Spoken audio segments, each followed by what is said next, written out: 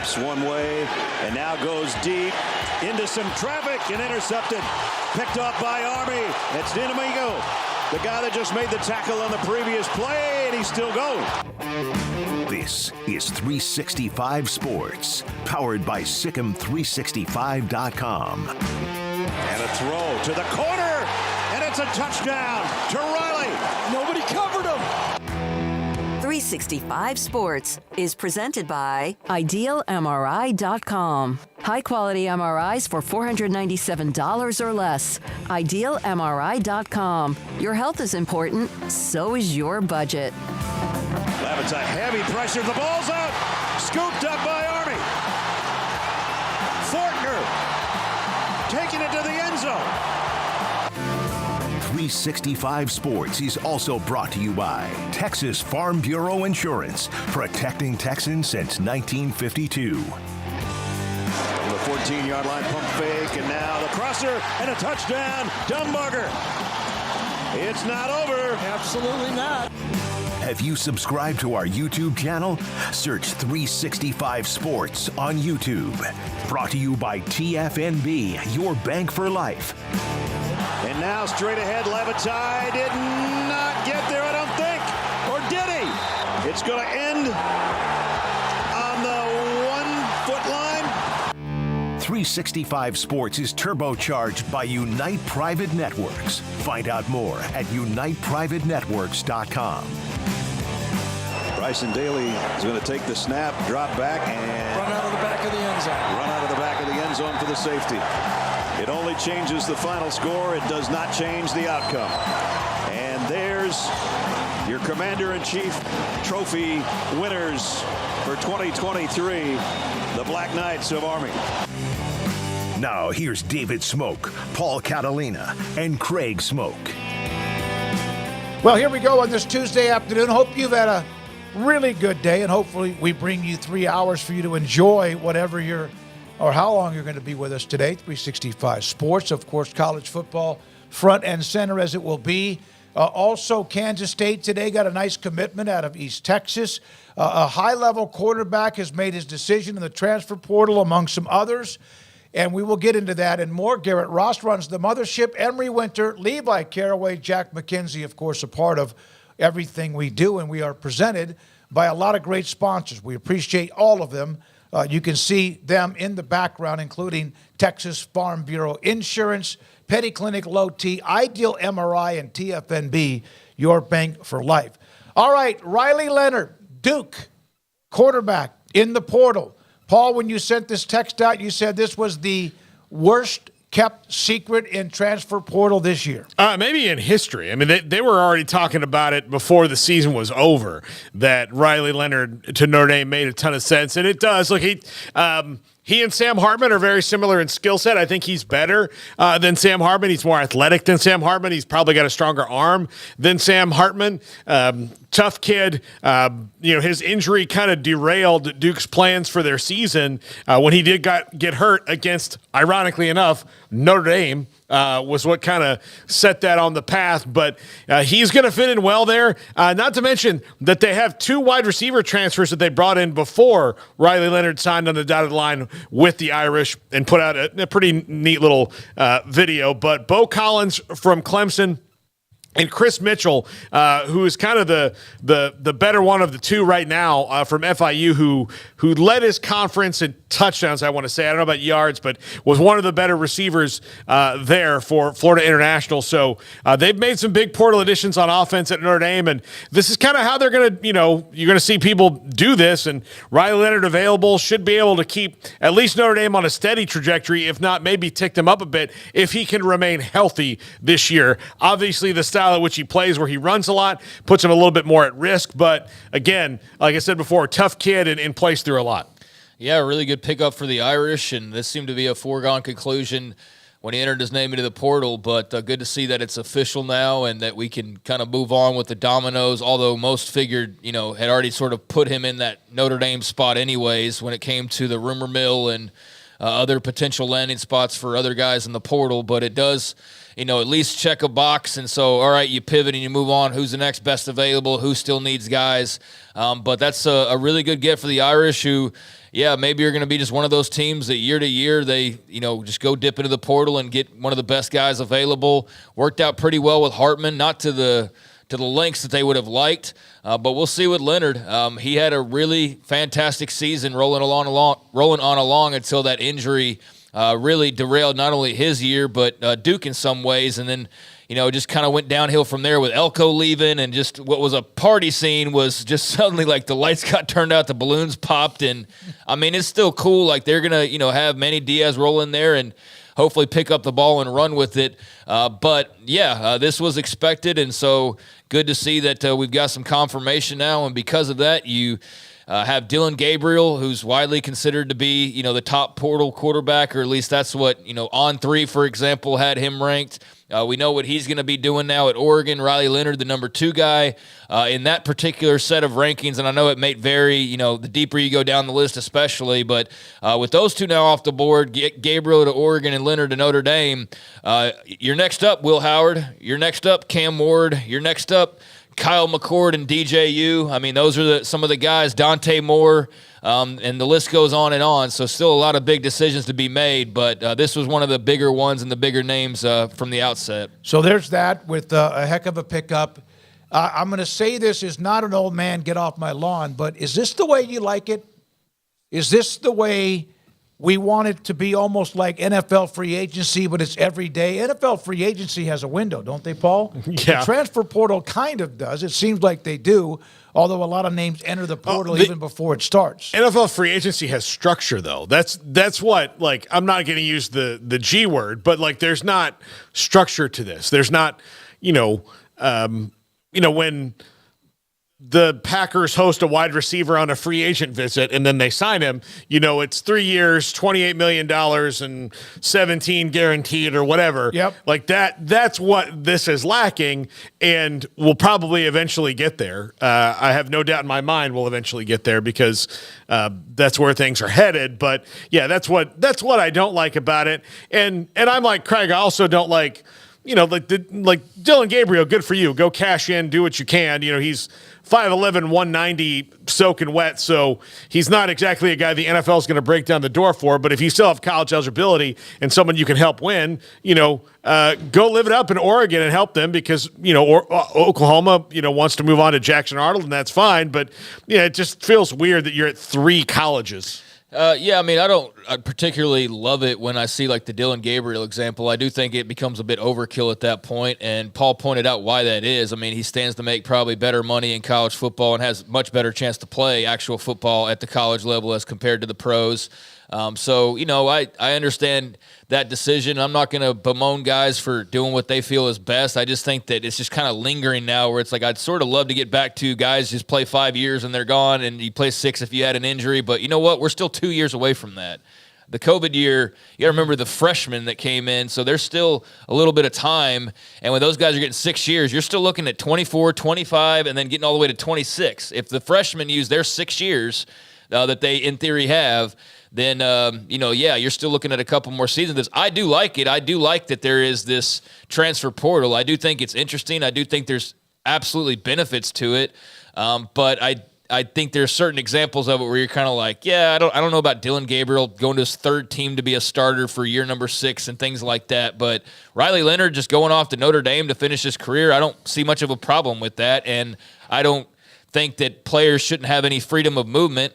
But I also do think that, to use the stupid term that we've used over to the guardrails, I mean, I've probably lost everybody who's just listening because they hear guardrails. They're like, boom, I'm out of here. I've already heard this conversation. But, yeah, you wish it was a little bit cleaner and just pro sports-like, because that's what it's basically trying to be in every way, shape, or form, except for actually, the things that come with being a pro sports league is, the contracts and the guarantees and the things of that nature. They don't want to do that, but they want to have every other part of it available. And so for some, that'll be great. For some, it's a little less desirable. I think I've seen a fair share. I think there's a lot of probably the older crowd and maybe some of the younger crowd that are like, you know what, this is just kind of silly. Like, I can't even root for a guy beyond a year. Like, I can't even get invested in this quarterback, especially if I'm not a Texas and Ohio State or Georgia. And even then you might not be able to get invested because they still leave, because they're not guaranteed to start the next year, Kyle McCord, or whatever the case may be. So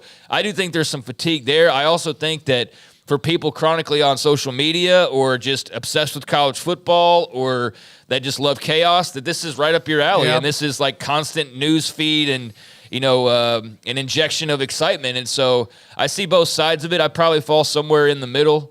Surprise, surprise. But I think the Riley Leonard example is not a great example of like what's wrong with the portal. I think that's the way the portal's supposed to work. And before anyone puts up that, it's America and freedom of, coaches get to leave, I'm not complaining about it. I'm just saying, I wish there was a way to kind of like, it's every day you get, You want simplification. Yeah, and I don't Yes. mind the transfer portal, and I don't mind the NIL. I don't mind either one. It's kind of like it's almost hard to keep up with. There are sites that have now opened up like their NIL kings and queens and all that, and that's fine. But it's just kind of hard for me to wrap my head around it, and I'm trying to pay attention. Oklahoma lineman Kaden Green has entered the transfer portal. All right? There's another one. Yeah, Craig, this is not a great news for the Sooners. No, I mean, that's a big loss of a young offensive lineman who started multiple games for them. Big-time young player with a lot of promise and obviously some good experience this past season who you were counting on, relying on to be one of those dudes blocking for Jackson Arnold. And I know that at this point there's a lot of concern or at least anger. There's a lot of hurt feelings. And not hurt in the way of like you insulted me and you hurt my feelings, but just more like pissed off. There's more like those types of feelings when it comes to Bill Beatonbaugh and what seems to be kind of a mess when it comes to the offensive line and sort of the way it's been structured and the way it's been built up and the way it's sort of sustaining itself or not sustaining itself. And so you have a guy who you feel like is one of your better players moving forward and a guy that you desperately need to block for a Jackson Arnold next season, and without any sort of warning whatsoever, he's apparently, and it's not official that I've seen, but apparently he's going to enter the transfer portal. That's a part that I don't like about the transfer portal is like, boom, big graphic plans to enter the transfer portal. It's not even official. Like he could just not even do it, but it's, oh my God, and let's all go crazy. But that typically means that he is going to do that, and him doing that, him moving into the transfer portal is a shocker, and it's a huge loss for Oklahoma and a thing that will certainly mess with their plans moving forward into year one with the SEC. So offensive line already, an area you're looking at anyways, but especially now with that sudden news that seemed to blindside just about everybody, even those who cover the team on a pretty close basis. Kev, when college athletes become employees, you won't be able to limit their years of eligibility, telling someone that they can't work for you or other 100 employees because you work 6 years breaks the law. No, that's out of my realm of. That's why this is. And look, that's a fair point because you can't. You have this has to be. That's why they need Congress to. That's why they want Congress to define this as some sort of special circumstance or create some kind of system that works better. But that is an interesting thing because. If you say I'm an employee, and as long as the condition is that I'm a student employee at your school, I can keep taking classes until the cows come home. I can have 75 majors, but I mean, obviously, you can also just say, yeah, you're not, we're not going to sign you not anymore. Eligibility rules? Yeah, but that's the thing. That's what he's talking about is like where eligibility rules and making employees would collide because then you could say the like discussion that they might make student athletes employees I see what if you're in fact now. that was to happen. Yeah, I mean, it's a mess. I roll my eyes because, we're already talking about the government again. Yeah. We're 10 minutes into the show.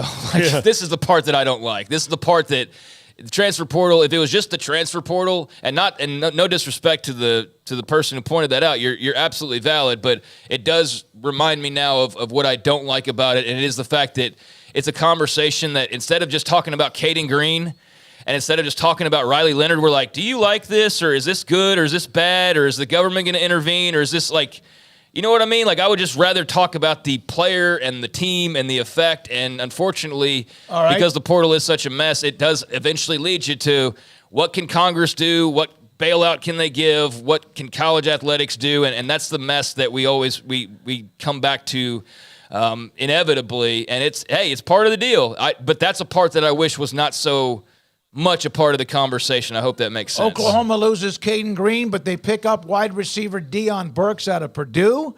He is headed to OU, someone who's among the better wide receivers in the portal. So there's that. Also today, Kansas State. They picked up a commitment from Troop High School. This is in East Texas, over near Tyler. This is Trey Davis. He does everything. I've kept up with him during his career. He was, I think, earlier committed to Washington State. He decommitted, and he tagged me along with his decommitment and then also his process. And I got to tell you, 85% of anybody that responded to him was a Kansas State fan. Like 85%, knowing that he obviously was on their radar big time, really good player, and Trey Davis is committed to play at Kansas State. Now, Kansas football, well, what the last couple of years they've had with Lance Leipold. This is a picture from the AD Travis Goff as they start to tear down David Booth Kansas Memorial Stadium. I think it's about there's a 20-month process from opening what he's calling one of the finest game day experiences in the country. I've been to KU for a couple of football games. Stadium was a nice-sized stadium. Obviously, they've been very bad since 2007 or so, but the last couple of years and the money they're putting into it and the commitment to Leipold and KU football, good for them to kind of do what they need to do with that stadium.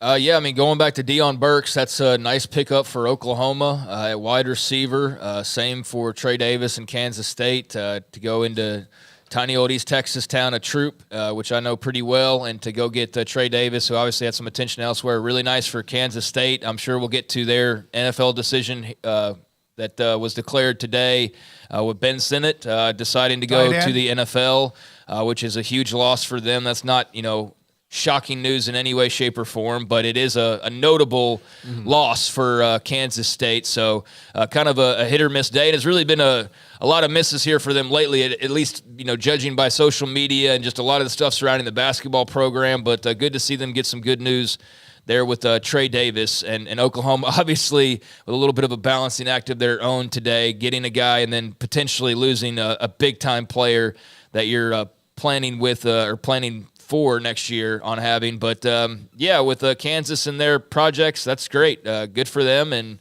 we'll see how it turns out. Never been up there, but I'm sure it's going to be a very nice addition, all that they're doing to remodel and to rejuvenate that stadium and the surrounding area. So, cool for them to have those facility projects going on. Trey Davis' his senior year at Troop, only because I cover both East and Central Texas with my website.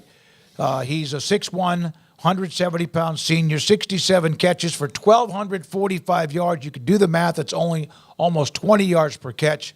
And he also had 20 touchdowns, including a touchdown run, and was the district MVP. Let me see. Now, this is from Cornelio. I'm a KC guy, and even though I'm not a Jayhawk, still looks and feels weird to see Old Memorial Stadium in Lawrence getting demolished. Yeah, it's going to feel weird, but it was something they needed if they wanted to take the football program forward, which they desperately needed to do. It took some time to get it done.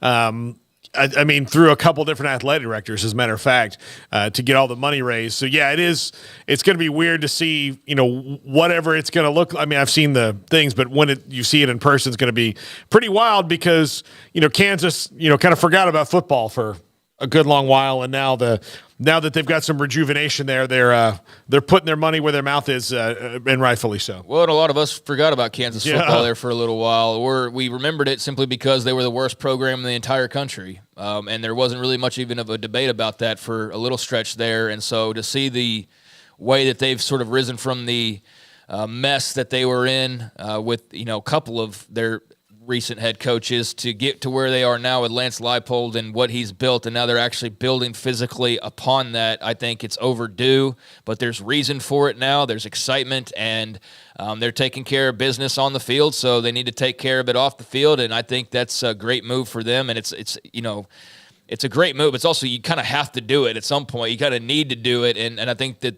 it's all coming together at the right time for them. So, yeah, that ought to be really awesome when it's done, whenever that time comes, and I'm sure that Lance Leipold and company will take full advantage of those new digs or those enhanced digs, and excited to see what he can continue building there, because really you're just scratching the surface or just getting started in so many ways. So the longer he sticks around, the better, and the better the facilities, the better as well. So let's see where he can take this. All right, there's a lot going on in the chat room. Even Chris Cobb, who's a big A&M fan, talking about that game with Oklahoma State down the road. Bowl games start this weekend. Here we go. Well, right? well, which is interesting that you bring that up, Garrett. These are the teams that have the most opt-outs. All right. For the bowl games so far. Texas A&M, Oregon State at 11, James Madison at 10, UNC and Notre Dame each have 9, Miami, K-State at 7, Duke and Clemson with 6, Ohio and Western Kentucky with 5 each. And that's just right now. That's just today, as it, Yeah, each of those teams, or half of them, could have 2 or 3 more added in the next day or two. Yeah, so this every is day. opt-outs, injured, or portal guys. So while you might be excited for the Texas Bowl, you might not be able to know much about the guys who are playing in it for either side. That's where they really needed. I don't mind the all this other stuff is not changing, but that's why the bowl system needs to have some sort of refresh, because this is not the A&M and Oklahoma State team you're going to see. It's not the A&M and Oklahoma State team that played 12 games. No, I want to watch, a non-playoff bowl game, and because that makes a team's year if they win it. That's part of the argument against the expansion of the playoff was like, well, if the Orange Bowl's not in the rotation and there's teams that are in that, well, if South Carolina wins it, then they'd have to go lose a game possibly the next week, and they'd take away, be like, no, it wouldn't. They're still the Orange Bowl champions. What are you talking about? They get to play another game. Yeah. And so what? You lose to like Alabama in the semi. I mean, I'm sorry, but I don't think that flies at all. And the bowl season, why are we trying to preserve it again? I mean, the way that it has been, I think it's very clear between opt-outs and just the atmospheres at some of these games, the money grabs that a lot of these bowl games have become, the overabundance of the bowl games. I'm not somebody who's like, get rid of bowl games. I want to watch less football. I'm not trying to make that argument at all, but I think we can agree that like there's a couple of games that you really didn't need to have tacked on. Like they're already going to 5-win teams to try to fill some of these slots, right? So it's like, are all of these really necessary? Again, I'm not rooting for less football, but I do think the bowl system as it was in desperate need of a little bit of a shakeup, and I think that the expanded college football college football playoff absolutely provides that. Now, part of the hope is it will steer some of these declarations, back towards playing and not starting to get ready for the NFL draft or starting to get ready for wherever you're going to transfer next. I don't know how all that's going to work. It's going to be a fascinating mess, at least, to start off with, as anything new takes some adjustment period. But I'm absolutely over the moon with the idea of all those playoff games mattering. Like, I mean, for example, like the Liberty-Oregon game just got poo-pooed all over immediately. People are like, who cares about this? That's a major bowl game. And people are like, I don't care about Liberty and Oregon. If it was a playoff game, you would. Yeah. You sure as S would sit there and go, man, Liberty might win a playoff game if, this or that were to happen. And so there's at least some stakes involved. Now, how does that change the Bahamas Bowl and make that more important? How does that change the Boca Raton Bowl? I don't know, but I do think it's at least a step towards making some of the other games, even the important ones that maybe didn't feel as important as much anymore, it does raise their stock a little bit. Now, the rest of it, yeah, I don't know how you spice up the galleryfurniture.com bowl or the whatever. I think that's just going to be for the non-playoff teams to still be excited about, but well, I don't know how in those games you stem off the transfers and all those types of things. When will the sponsors start realizing that those games are really not a must-watch? Because aren't they? When know they stop making money on them. That's what I'm saying. Yeah, I mean that's the only thing that can hit them. And look, I'll just tell you, I'll watch the Orange Bowl with Georgia and Florida State because I'm an addict. I mean, I'm not gonna not watch it, but just and look, I know I'm sure Georgia feels a little bit this way too, even though they kind of know why they're there, but. What does that game mean? But I don't want to hear the crap about Georgia is not interested. Get ready. When they played Texas in the Sugar Bowl and UT beat them. That's absolutely going to happen if they lose. Yeah, no, it is. Yeah, I mean, so, or if Florida State loses without Jordan Travis, they're gonna be like, well, see, that's what they would.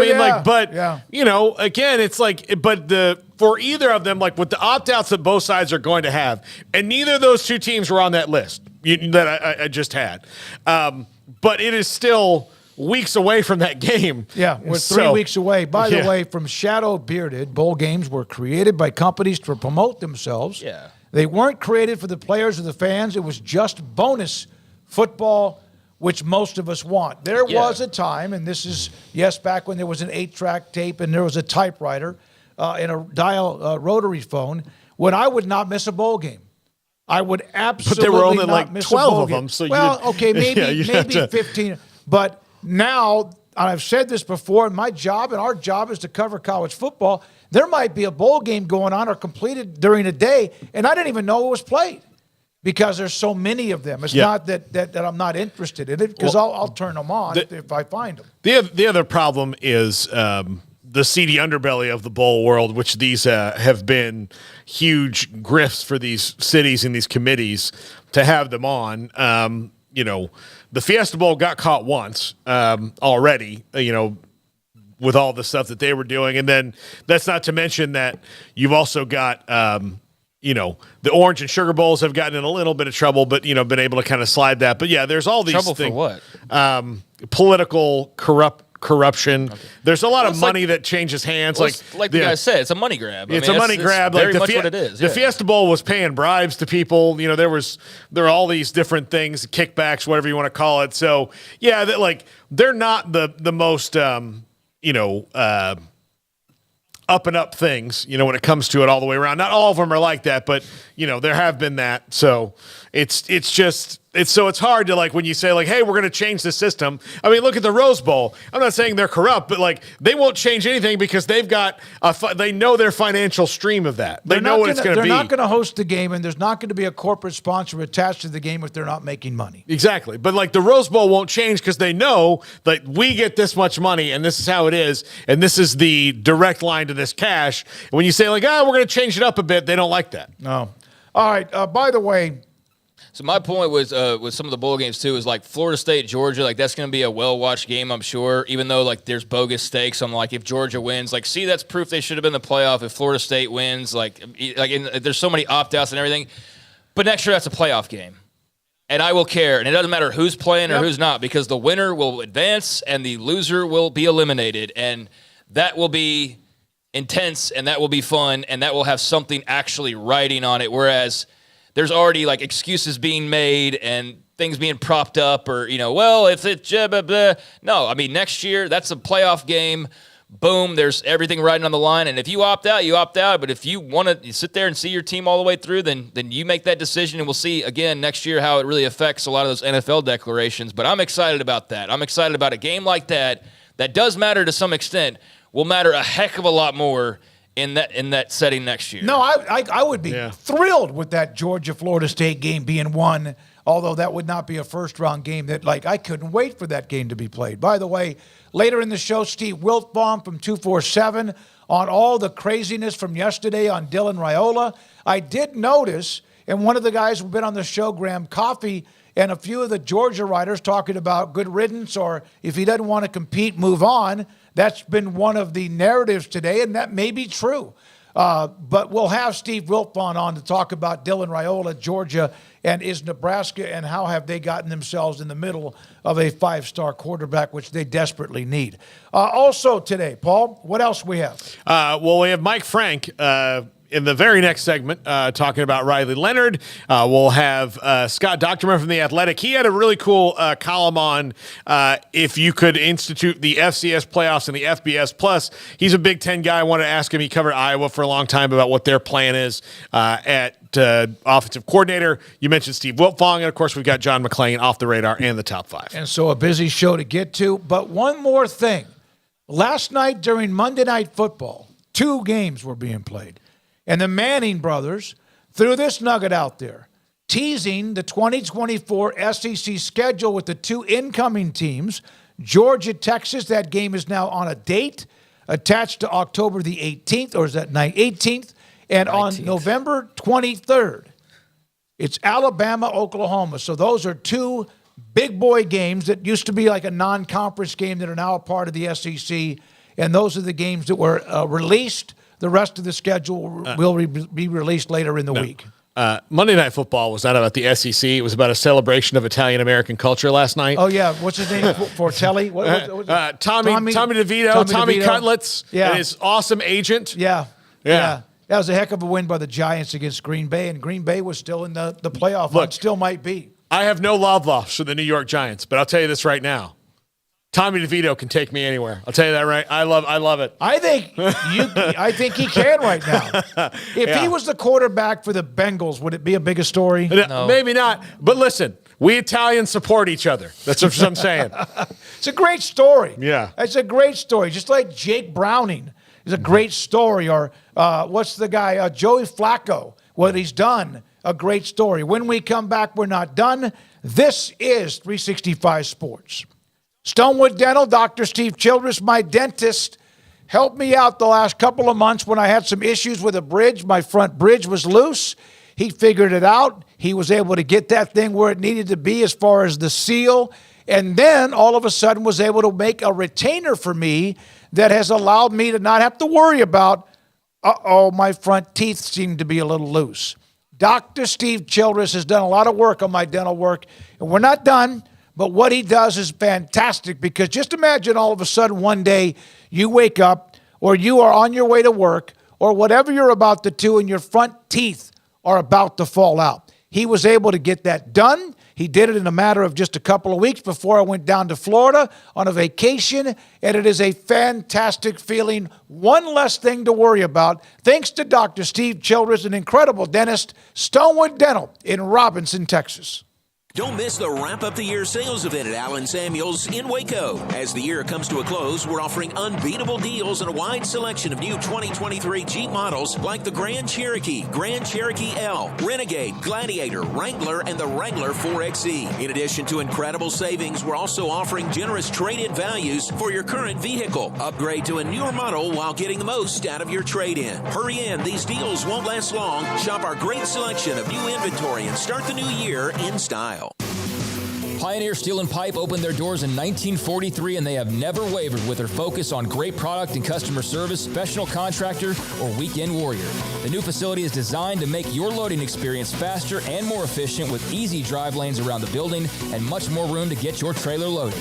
Our location may have changed, but our values haven't, and our relationship with customers goes much farther than just business. Pioneer Steel and Pipe on Loop 340 and Highway 6, and just east of I-35 in Waco.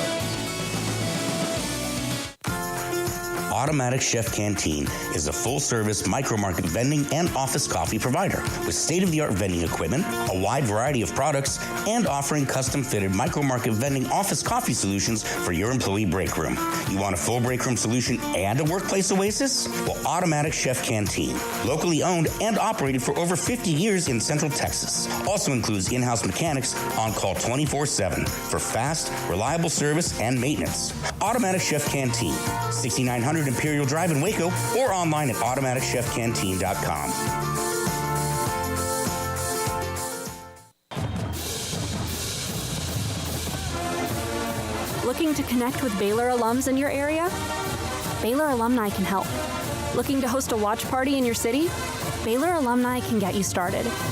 Want to step out in your community and serve with other alums? Baylor Alumni is your connection with the university and each other. Let's get started. Learn how at baylor.edu/alumni.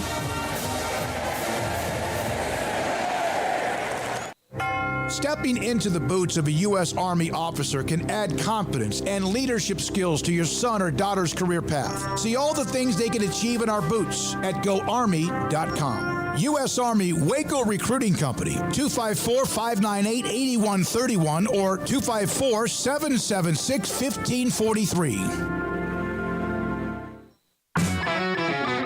This is 365 Sports. The 3 o'clock hour is sponsored by Waco Custom Marketplace. Meats, sweets, Texas treats, and a cut above the rest. 425 Lake Air Drive, Waco. Well, we discussed some of the transfer portal news, those on their way out, those who have made the decisions that were in the portal. One of them, of course, Riley Leonard, Duke quarterback, now a part of Notre Dame.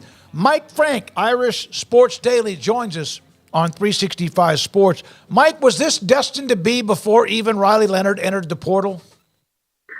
Well, I think, you know how this goes. I think that there's not supposed to be any sort of communication and all this kind of stuff, but if you follow this as close as you do, you know that there's stuff being said back and forth amongst these, maybe not the actual prospect and the coaching staff, but intermediaries, I guess is what you'd call it. It's just, I have a feeling that Notre Dame had been trying to figure out who would potentially be the guy. And I think this happens everywhere. I think that you see, a lot of places that are reaching out and trying to figure out what their options are and to get a better understanding of what kind of an offense they can have and what type of players they need to find. So, it's the thing that a lot of people don't talk about, but it's going on anyway.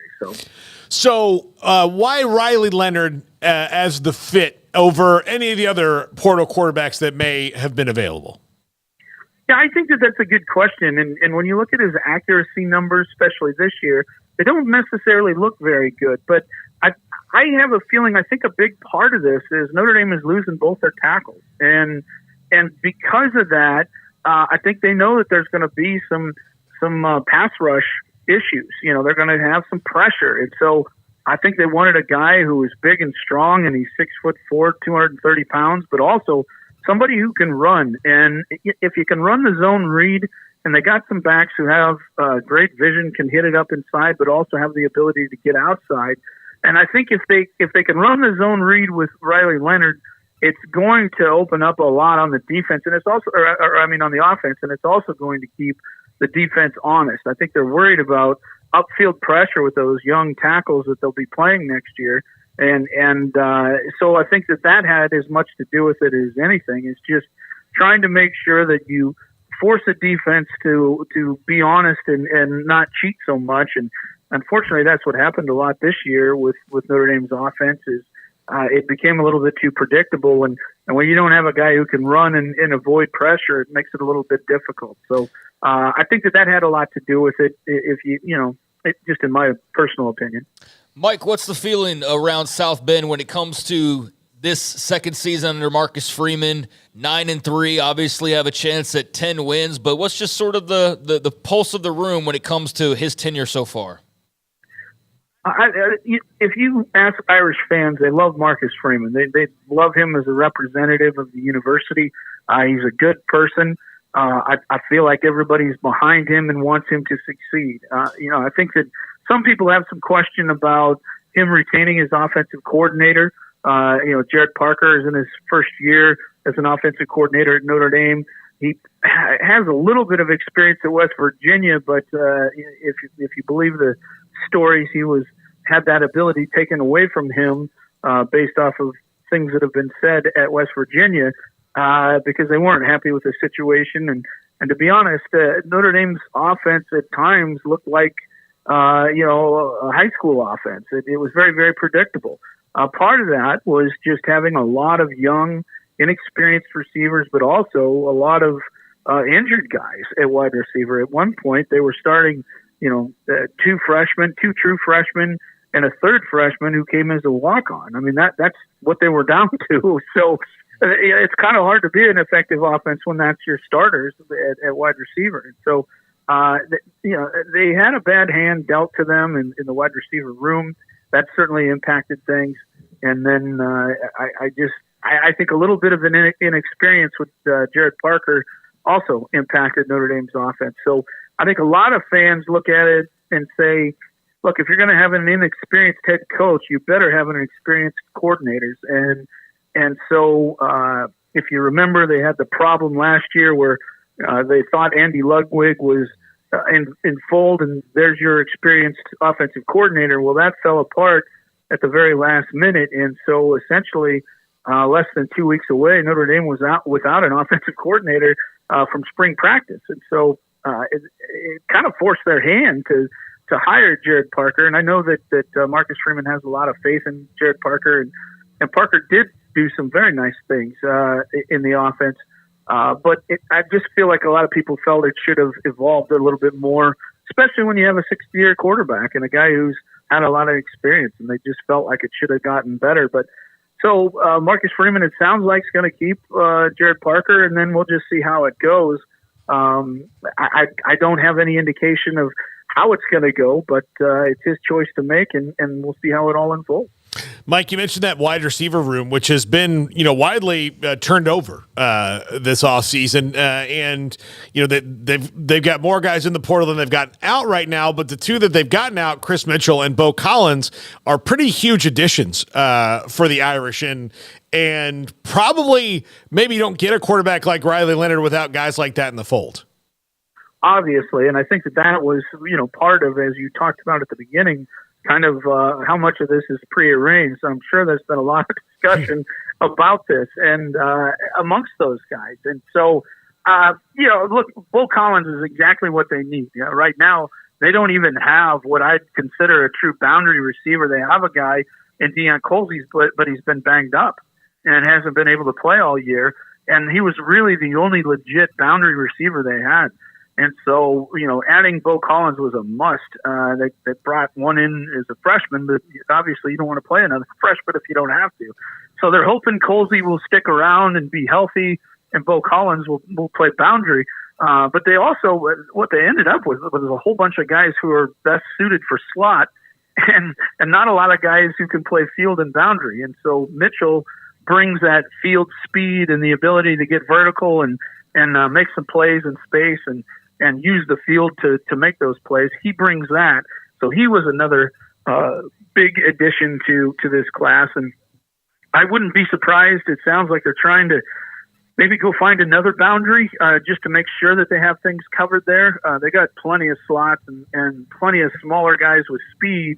They just need to find another boundary. And, it would be nice if they could somehow find another field receiver, but they've got some guys that can play it, and they got a freshman in Cam Williams who they think can play pretty early, and he's a special player. So, the wide receiver room was a tough situation. They had Chancey Stuckey here. It did not work out for whatever reason. And some guys left because they didn't like the situation with Chancey Stuckey. And then some left because he left. So, it's one of those things. Eventually what it is a bunch of guys who didn't play much. And, because they didn't play, were looking for reasons for not playing versus, their own inability to earn, a starting position. There are a lot of guys who had a lot of complaints, but, when a walk-on soccer or lacrosse player beats you out, it's not because the coach hates you. You're just not doing your job. So that's the reality of it. Mike, what is next for them now that they've got quarterback? And, I know that you're never going to say no to another big-time skill player if you get one, but now that they've got quarterback sewn up and wide receiver pointed in the right direction, what do you think's next?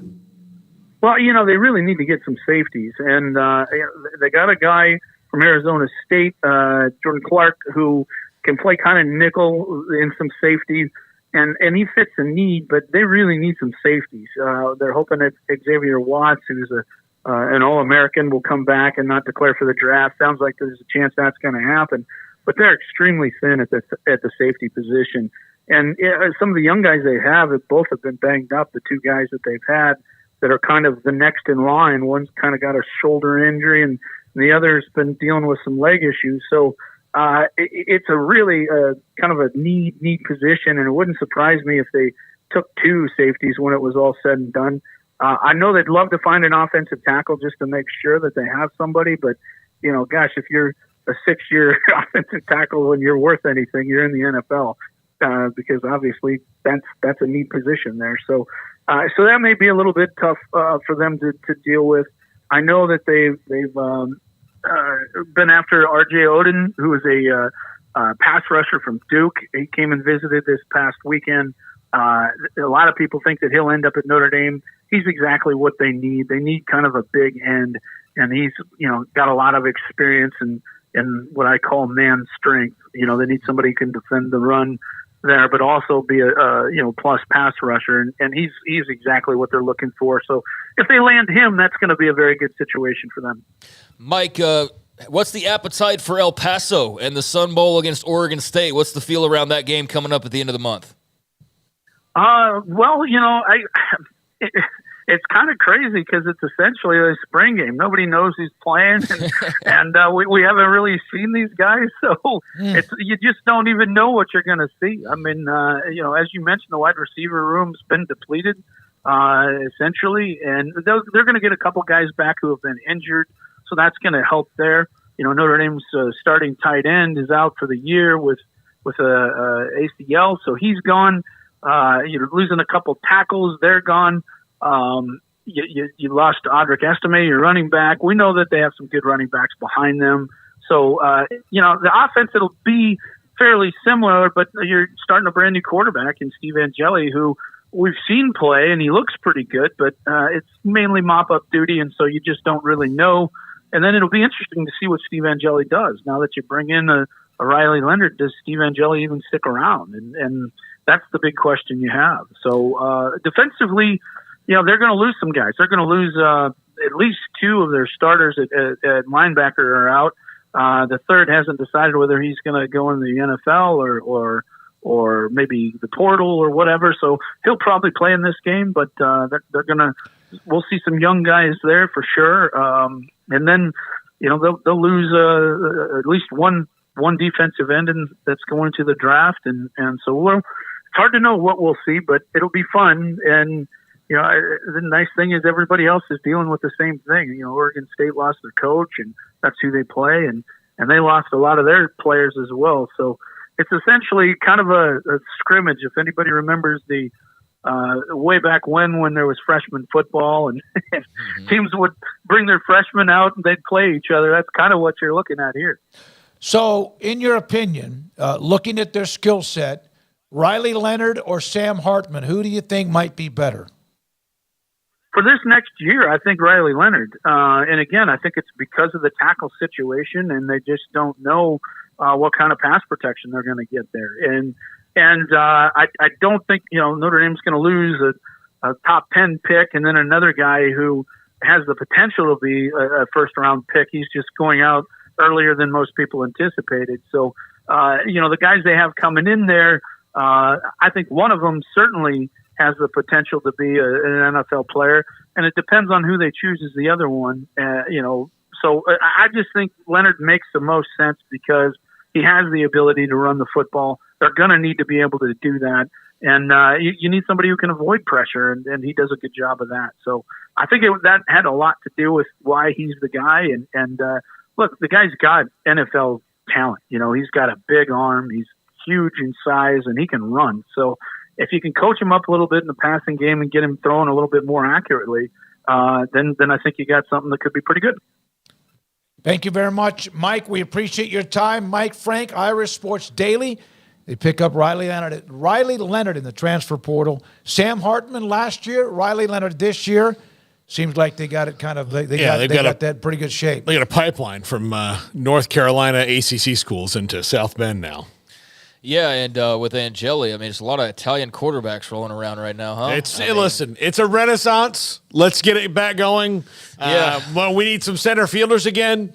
Let's shortstops, whatever we need. Well, that's going to be a fun bowl game with Notre Dame and Oregon State as far as an atmosphere, I think, goes, because there's not a sellout in the works, and there's still a few hundred tickets remaining, but based on what I saw, most of that game sold out, and you may think of like, why would that be? Well, one, because I think El Paso treats the Sun Bowl like a big deal, and they love it out there. But also, I think there's some Catholics out there in El Paso that might want to come watch Notre Dame play football in their backyard. A couple. There's a couple. I think there probably is. Yeah, no, that's you mentioned there's a lot of, because the kind of newer bowls don't have that kind of cultural like thing to it. It used to be that way with the Independence Bowl in Shreveport. I don't know if it's that way anymore.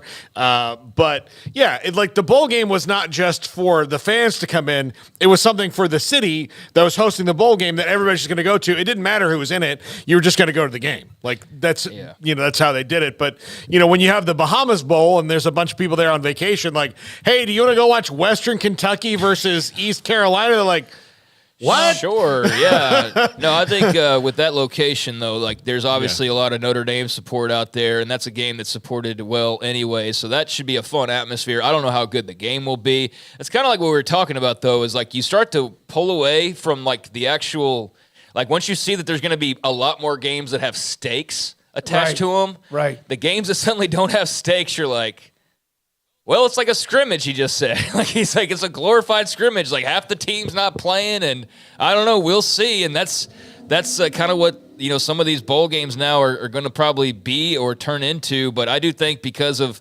the location and just the support, and it's Notre Dame rolling in and Oregon State, I think that should be one of the more interesting matchups on paper. Although what exactly it looks like, we don't know. But it should be a good crowd at the very least. And I guess my only other thing is Chancey Stuckey out already.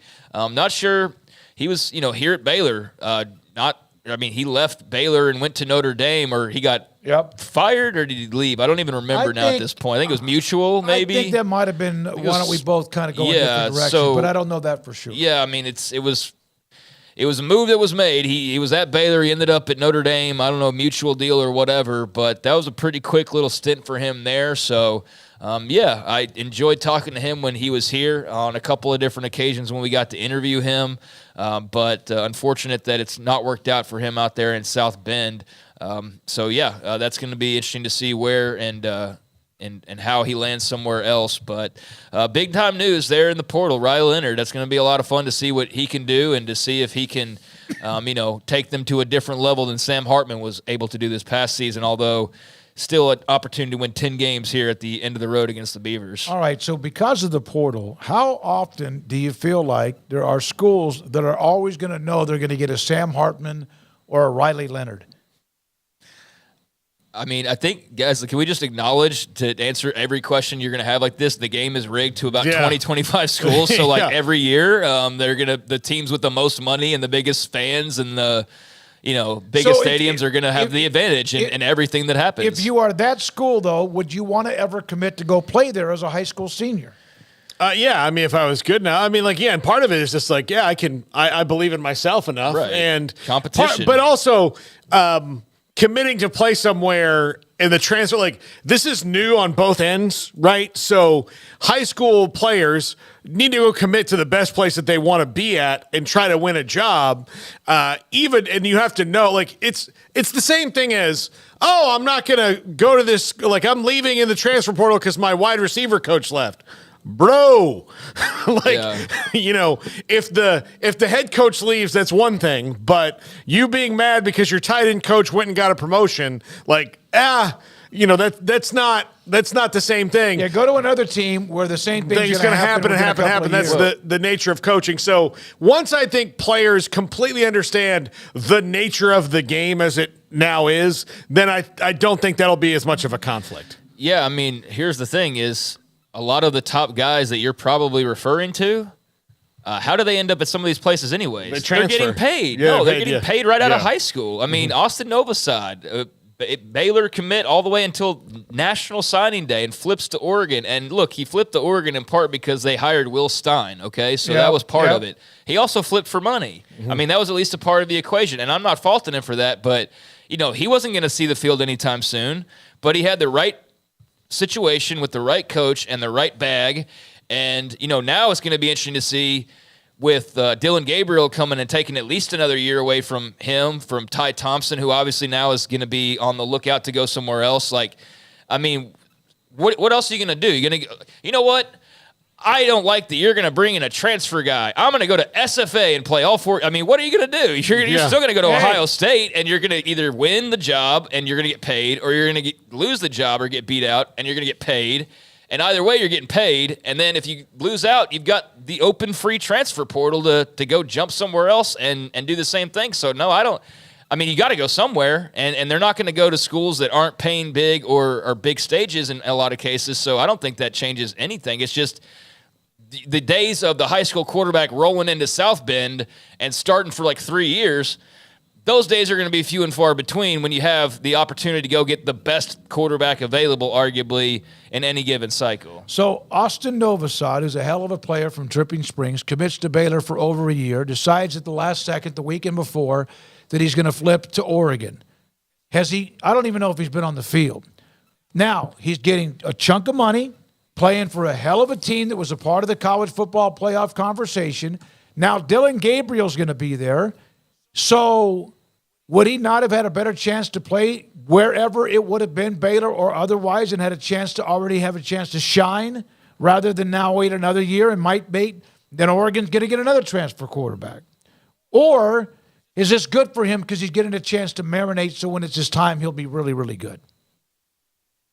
I don't know. I mean, I don't know what his other – I mean, he could have come to Baylor, but that's not to guarantee any success. Yeah. I mean, who's to say he doesn't get beat out by Blake Shapen? Yeah. And then he sits for a year. And what if Blake Shapen decides to come back and then he sits for another – I mean, it's not unique to the big schools, but the transfer portal makes that an issue for just about everybody. And I think it's just the changing of the times, of the days of the blue-chip quarterback rolling in and right away playing are pretty much dead and gone. Maybe at a select few spots with a select special relationship here and there where a coach just really loves a certain young player. But beyond that, I mean, everybody's going to have to sit and wait. The good news is at least getting paid up front to sit and wait. And the even better news is if you wait long enough, then you know what? You see the writing on the wall, you can go move somewhere else. So, I mean, get paid again. Right. So what's there to lose? Like, I mean, if you just have to play as a true freshman, well then, buddy, you better go to like some school that's not Ohio State or Texas or Oklahoma or basically anywhere. Yeah. And if you do that, okay, congratulations, you're playing right away. But guess what? If you play well, guess who's going to come calling? Those schools. Yeah. And guess what they're going to have? Big money. What do you think Novosad's reaction was when he heard Dylan Gabriel was coming to Oregon? I mean, I would hope as a competitor he's a little pissed that maybe it's going to be a longer wait, but I think he was also going to be battling guys anyways. I mean, it wasn't like the job was set up to be his guaranteed, so go out and win the job. I mean, that's kind of what I was saying yesterday when there was, kind of question, but what happened? Go win the job.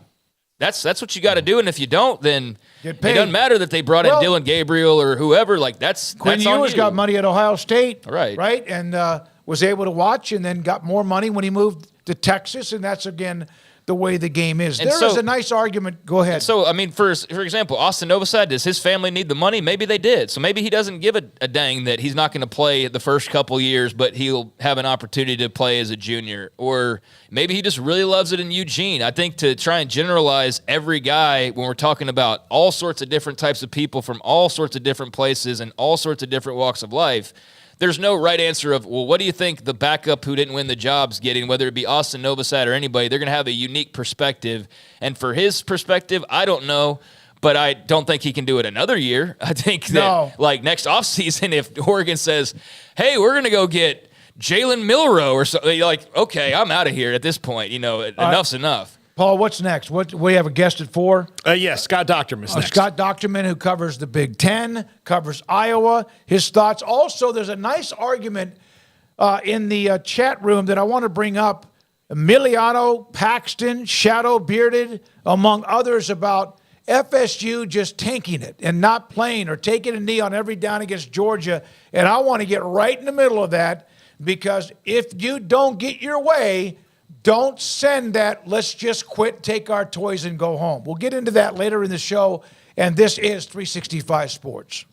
Samantha Duvall, TexasBeefHouse.com in White House, Texas, just outside of Tyler in East Texas. And another auction, Samantha, is gone. Aged Wagyu beef and so much more you have on your ranch. How did it go? And what is next? So we had our Very Merry Beef auction. We tried doing one completely online this time, and it went really well. It lasted for over 3 days. We are planning another auction January 30th. This auction will be an in-person, online also, a live auction like we did the first time. You come out to the ranch, dinner is going to be provided. It'll be a variety of steaks, hamburger, sausage, tri-tip, brisket, roast, all of the different Wagyu cuts. But we still have online our family bundles, summer sausage. That's a huge hit this time of year. It's perfect to give to teachers or hostess guests or to have out on your charcuterie board for your Christmas dinner. We have those available online. Our last day for shipping is December 13th. That way we can make sure that you've got it there by Christmas. TexasBeefHouse.com. Use your SICM10 code to get 10% off. So we just want to tell all of our customers Merry Christmas, Happy New Year, and thank you so much for your continued support in the year of 2023. And we hope that you return to us in 2024. And they will. Repeat customers, because the product is amazing. Aged Wagyu beef, TexasBeefHouse.com. And this is 365 Sports. Oh, Richard Carr, Buick GMC, how lovely are your SUVs. Oh, Richard Carr, Buick GMC, I love the trucks you have for me. Strong and tough with luxury, room for all my family. Oh, Richard Carr, Buick GMC, you are the dealership for me. Pizza, burgers, and Bears football. There's no place around Waco that serves them all other than Bubba's 33. Come show your green and gold and enjoy some of Waco's best food and beverages while watching your favorite team, the Bears. When real Bears fans get hungry, Bubba's 33 is the #1 spot for ice-cold drinks, hand-stretched, stone-baked pizzas, and bacon-infused burgers. Join us for indoor or patio dining. Bubba's 33, Waco's restaurant and proud supporter of Baylor Bears football. Sick 'em, Bears. With so many companies and policies out there, it gets so confusing shopping for insurance, and I never know if I'm getting the policy that's right for me. Luckily, I met the team at the Niche Group Insurance Agency. With the Niche Group, you can go to one company and get access to coverage options from many insurance carriers, and you get to speak to a real person about your specific coverage needs. With the Niche Group, I know I'm getting the right coverage at the right price. If you need insurance, talk to the experts at the Niche Group at 1-800-258-8302. At Ideal MRI, we feel blessed to be a part of the Waco community. We're a small family business right here in Central Texas, and our goal is to bring down the cost of healthcare while maintaining high quality. At times like this, the cost of healthcare has never been more important, and unfortunately, significant illnesses and injuries still occur. That's why Ideal MRI is open and here to serve you through the difficult time. We offer premium MRIs just like a hospital with state-of-the-art technology and specialists, but you'll pay less. Sometimes thousands of dollars less, whether you're using insurance or not. At Ideal MRI, we accept most insurance and there are no hidden costs, even offering financing if that's needed. Everything included in the price, and you'll not get something as a surprise in the mail later on. If you need an MRI, ask your doctor about Ideal MRI. They'll know. You can schedule an appointment safely from home online in minutes at idealmri.com or give us a call, 833-IDEAL-MRI, idealmri.com. Waco Regional Tennis and Fitness on Lakeshore Drive is a premier, elite, life-changing experience where you can change your mind, body, and soul. Waco Regional Tennis and Fitness offers over 40 group exercise classes each week, including boot camp, bar, silver sneakers, and more. New bikes arrived and are waiting for you to test yourself, compete against yourself with a screen monitoring your speed, miles, resistance, and power, and with indoor cycling classes every day. New free weights, weight machines, TRX, rowing machines, stationary bikes, new treadmills, new elliptical machines on the spacious weight room floor. Personal training with Christy London, Randall Corley, Alex Botch, and Nathan Roach, where you will be encouraged and motivated to grow. A kids club included with your membership, plus sauna, whirlpool, and a tanning bed. 16 tennis courts, beautiful stadium court, and longtime youth tennis pro Britt Coleman, assistant junior pro Kennup, adult tennis lessons and clinics with Blake, and commitment to pickleball with 8 courts and instructor Jody Thurman. Visit the website, wacotennis.com, or visit us next to Hawaiian Falls on Lakeshore Drive in Waco. This is 365 Sports, powered by Sikkim365.com. Enjoying the show? Hit the like button and subscribe. Before we get to Scott Docterman, Baylor has found their offensive line coach, Chris Kabilovich from Michigan State, excuse me. He's the new offensive line coach at Baylor. All right, so there we are with that. Scott Docterman, we've had Scott on many times before to discuss Iowa Big Ten football. He joins Craig and Paul. I'm David Smoak. Scott, thank you very much for your time. So you wrote an article, 24-team format like the FCS and much more. How much fun was that to write it and see how it might have worked out? Oh, it was great. I've always enjoyed kind of playing around with these types of scenarios and seeing where it takes me, and I think this one was every bit as fun as that.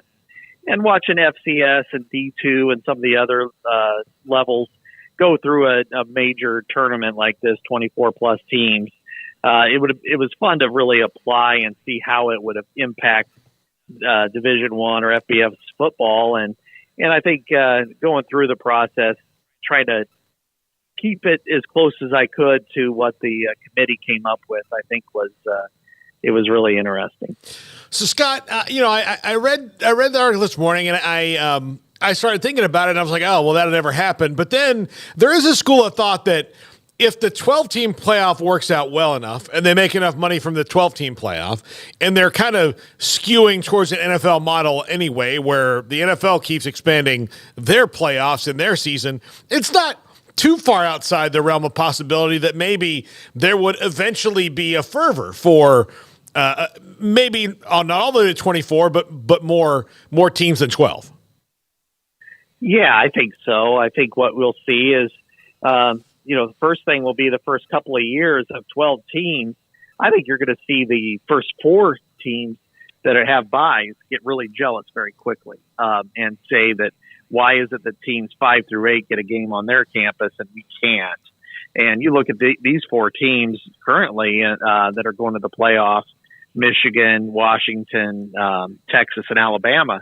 What would it be like if they held a game on their campus and, in a playoff game, and especially when you start to get into that second round where there's some really big matchups, instantly those would become some of the biggest matchups any of those campuses would ever have held. And so I would anticipate even by the second or third year that some of those schools are going to start to say that we need to have some of these games on campuses. And the other fact that is, if you've got a good team and that can go around the distance, I mean, you're going to have 3 games at destination locations. I mean, what's the average fan going to do from even Austin to say that they'd have to go to Pasadena, Miami, and New Orleans or something like that? And, in 3 out of 4 weekends, that's going to be just a lot to ask of your fan base. So that's why I think that the home campuses are going to be, something that's going to be pushed first. And then you're going to start to see a push for 16 teams because, the upper level bowl games aren't going to be good enough. And then finally, I could see a 24 team type playoff, starting to really work its way around the sport. And we're talking probably a decade away, but that was one of the things when they went to a 4-team playoff that I remember Jim Delaney saying we didn't want any bracket creep. Well, here we are. They're ending it early. So, Scott, you're clearly a proponent for an expanded playoff, as I think most of us I think all of us at this table are as well. What are your thoughts when people say that it will water down the regular season, although this is probably the worst year ever to say anything about watering down the regular season with the postseason decision that was made? Yeah, I mean, I think you're gonna automatically take something away, and in Big Ten country, for instance, now that they're eliminating divisions, you could have the potential for 3 Michigan-Ohio State games, not only playing the final regular season game, but playing in the Big Ten championship game and then possibly meeting them again in the playoffs. So that's something that I think would water down the regular season. Maybe not, a rematch, but if you get 3 games against the same teams, that could really stand out. But, I still think these games matter. The rivalry games matter. Conference championships matter.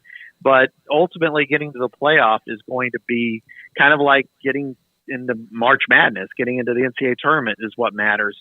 Winning a Big 12 or Big 10 men's basketball title is important, but ultimately it's how you perform in March. And I think for teams that are just on the outside, that always seem to be outside looking in, like a Penn State, for instance, the tournament's going to be a godsend, because the New Year's Six bowls are like consolation prizes, and you're going to there are tons of opt-outs and the transfer portals impact some of those teams.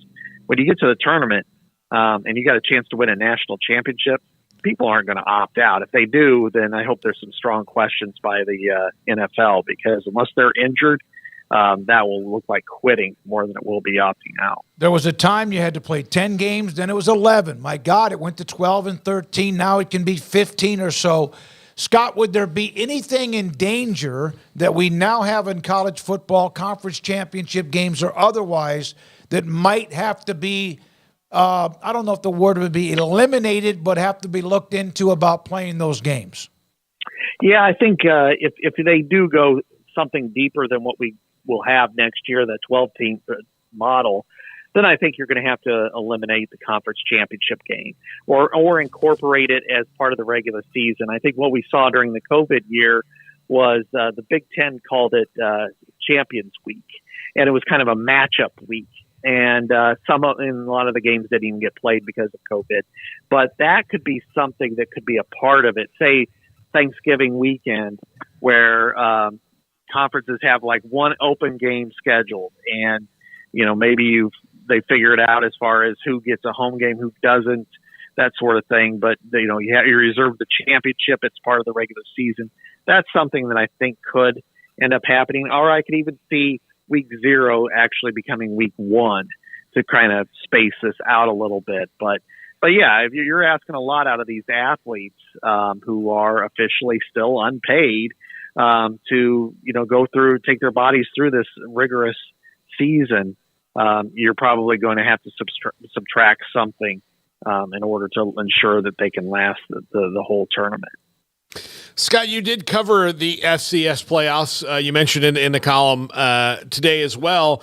And it is weird to me that, the argument, sometimes, what money and this and that. But at that level, they have less money, less amenities and all that. And it seems to work for them very well, and they love it. They love it. I covered Division II for about 4 or 5 years back in the early 2000s. And I covered Northwest Missouri State when I lived in St. Joseph, Missouri, and they were always in the playoffs. And the playoffs really mattered. It galvanized the community. It's kind of like it's real similar to high school football playoffs. It's just farther away. And when you look at like some of the games this last weekend at FCS level, with Montana hosting, North Dakota State was on the road, South Dakota State was at home, and then I looked at some of the D3 schools, and I think this was it really is important. I don't know that you can incorporate the bowl structure for teams like that, but getting the chance to go to Frisco or wherever those championship games are held, they really matter at that level. So I think they would be the same thing. I think it's going to be the same thing come next year when they get a taste of the tournament and you start to see some of those on-campus games where maybe the Big Ten and SEC mix it up for a game or so on the first weekend. It's just going to be something special.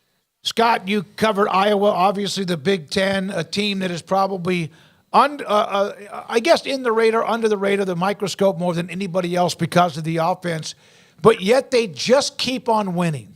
They just keep winning where most teams wish they could go 10-2 or whatever every single year. What about them moving forward without Ferentz as the offensive coordinator? Yeah, now that they've got to hire a new offensive coordinator, it's going to be interesting to see what direction they take this program goes, because there are certain positives that they have that, as you mentioned, that you don't go 10-2 against any competition unless you're well coached, you're disciplined, you're tough, you're hard nosed, you were able to make things happen. And yes, their defense was outstanding this year, as good as I can ever remember it, and probably the best coaching job they ever did. And the offense, they had a lot of injuries this year, which really hurt them. But then they covered it up by not having players that were capable of carrying it out. So I think going forward with an expanded Big Ten, and they're still going to be a competitive program. But how do they win some of those games? It's going to all depend on who they hire as an offensive coordinator, they can bring in, whether it's from the portal or just upward. And I still think they'll be competitive because year in and year out, Kirk Ferentz does a really good job with the talent he has, and once in a while when they have really exceptional talent, they can get right up in there. And I think there's a bevy of teams, probably the number 15 to 20. I think Baylor's another one. This year wasn't their best year, obviously, but a couple of years ago they were outstanding. That I think can get in that territory depending on how the season works out, injuries, schedule, and just a few variables when they go their way. Scott, is Kirk Ferentz ready to, like you mentioned, they've got to see who they get and what can happen in the portal, but approach things differently because the Big Ten West is over. Like it's done. So they're not going to have that schedule where, okay, if we get Minnesota and these teams that play the similar style as us, we can maybe run and hide with this. It's wide open now with 18 teams. That's where their adjustments are going to have to take place on offense. And, his son is done after the bowl game, and I think that's where they're going to have to move forward. But, one of the kind of misnomers, they did have a winning record against the East teams, and they were the only team to beat every one of them, including Ohio State, Michigan, and Penn State multiple times. So that they'll be competitive. Wisconsin will be as well once they kind of get right. Where it's going to be difficult at times, it'll be it's really at the top. Because the East Division gets a big name, because it has those three powerhouses. But the rest of the division, Michigan State's not been very good. Indiana's been terrible. Rutgers and Maryland are average at best. So the West actually has a higher floor. There's more competitiveness. But, of course, the East has a higher ceiling. I think you mix it all up, and you're still going to see kind of the same cream rise to the top. But then I'm by the wild cards are the new teams. Because immediately you think, wow, USC and UCLA. Well, they didn't play very well this year. USC didn't. I think they played, 9-man defense this year, and Washington, Oregon are great, but they can fluctuate up and down too, and going across the country is going to be really challenging for them. So there's a lot of fascinating developments going on with the Big Ten, and I'm really anxious to see how it all plays out. Scott, I have to ask you, with Matt Rule at Nebraska, that they were.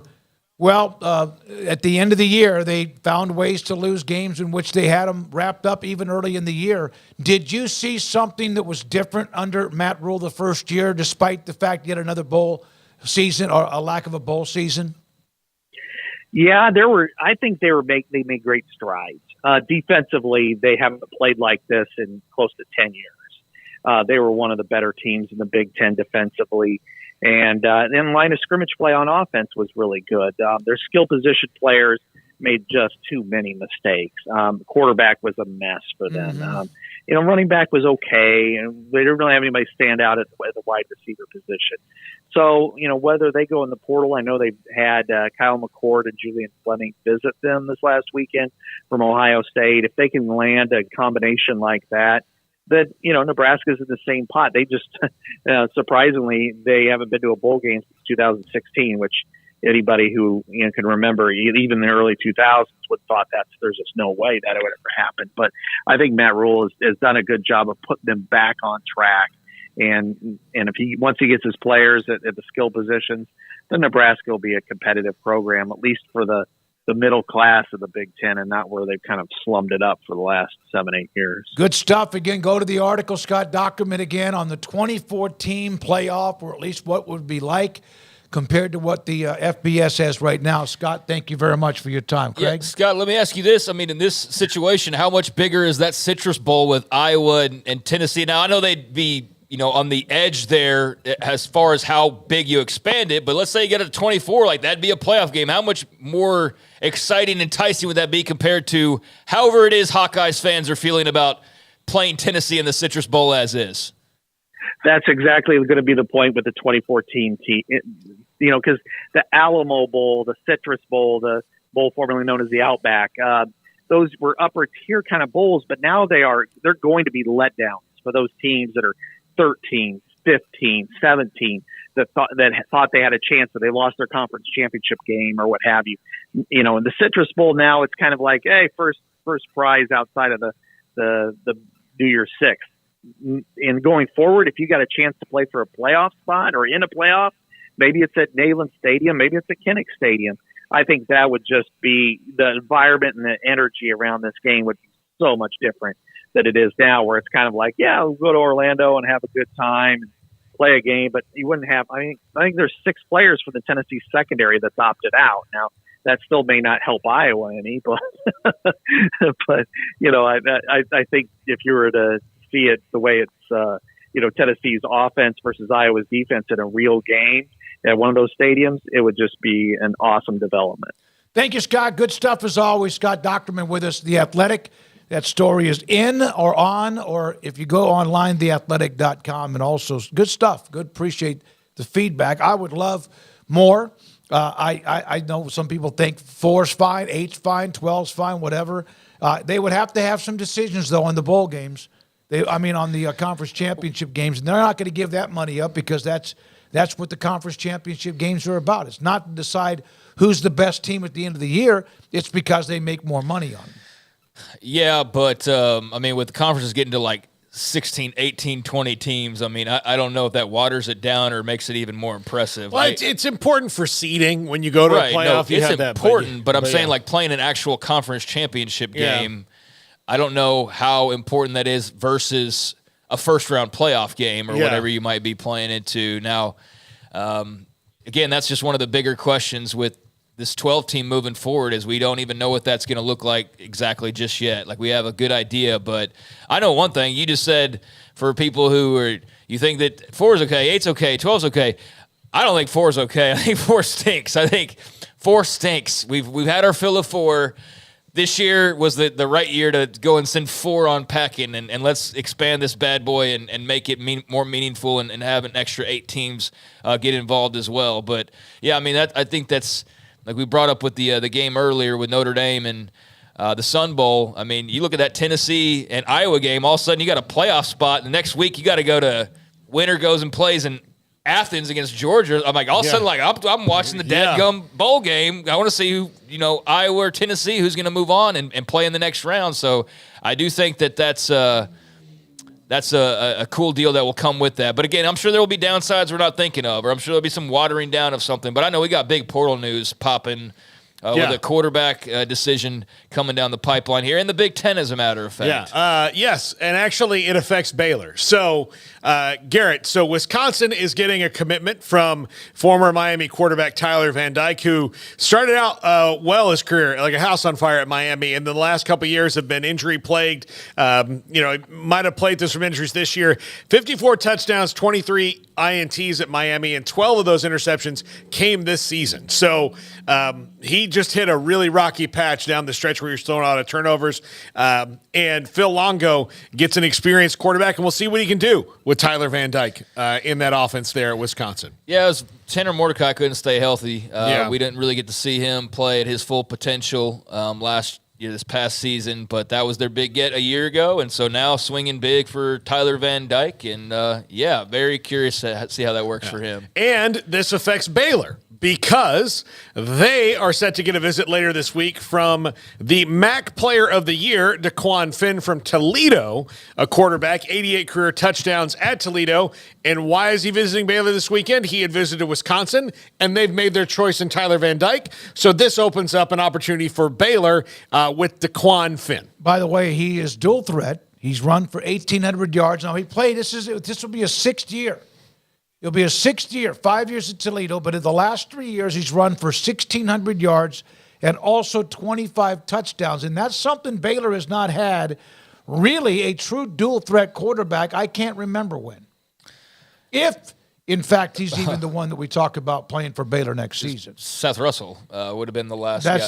How long ago was that? Because 16? I don't think Gary Bohannon was really a dual threat. Jacob Zeno wasn't really a dual threat. Charlie Brewer, all these guys, they could run, but they weren't great runners. You didn't plan around them running the football per se. So, first of all, that's an interesting move for Wisconsin. to bring in Van Dyke. And, I'm very curious about that one, but it does open the door. I don't know who else Daquan Finn is choosing amongst or however many other suitors he has. Like I've seen, some of the schools that have, apparently contacted him, but just having a conversation earlier today about or on the podcast with Grayson about the plans at quarterback for Dave Aranda. Like, what are you going to do? I mean, the portal guys are dropping left and right, and you weren't ever in the mix for, like, the big name guys per se, like a Riley Leonard. You never had any apparent interest, or at least there was nothing attaching you to even a Tyler Van Dyke. So it's like just sort of where were you looking? And then you had a couple of guys. Kaden Green commits to Arkansas from Boise State, and there was also another player who I'm forgetting again. Cam Rogers. Yeah, Chandler Rogers, who committed elsewhere to Cal, right? Yeah. So there's a couple guys that were at least from Texas you thought maybe would be in the mix, and they're off the board. So, like, that was the whole point. Is like, where do you turn now? Well, Daquan Finn's a pretty good option. Yeah. I could see that being something that would definitely get the fan base excited a little bit. And there's only so many of those dominoes still to fall. But, there are some big names. They're not involved with. That one would make a lot of sense. All right, is that it, Paul? No, I'm just saying I love it. I think one of my favorite parts of the transfer portal is we'll call it the Cam Ward guys who can clearly play up a level, and be Power 5 guys that have, they've played, they've got experience, they know what they're doing, and they can hang and get a shot to show what they can do at the Power 5 level. Yeah, and I can appreciate, too, that this isn't, he played 2 years at Toledo, and then he was at Boston College for 2 years, and then he was at Vandy for a season, and now he's, like that kind of craziness. He's just been at Toledo, so this would be his first stop elsewhere in college, and so a big decision for Daquan Finn, but we'll see how his visit goes this weekend, and certainly love what you see from those numbers, and there's a clear need. So we'll see how they can wine and dine him coming up here in a few days. All right, when we come back, more to get to, including we will have Steve Wiltfong from 247. What's going on with Dylan Raiola and Georgia and possibly Lincoln, and how does that affect McCord at Ohio State? Are they going to land both? Do they need both? After their quarterback play last year, they need somebody who can do more than walk and chew gum. This is 365 Sports. Pioneer Steel and Pipe. Go to their website. One of the things on there, one of the mission statements, our reputation has been built one customer at a time. When you've been in business since 1943, that means you don't just sell somebody product the first time. A contractor, somebody who's a weekend warrior, somebody who doesn't really know much about building, but they still go there to get product so they can try and make it work.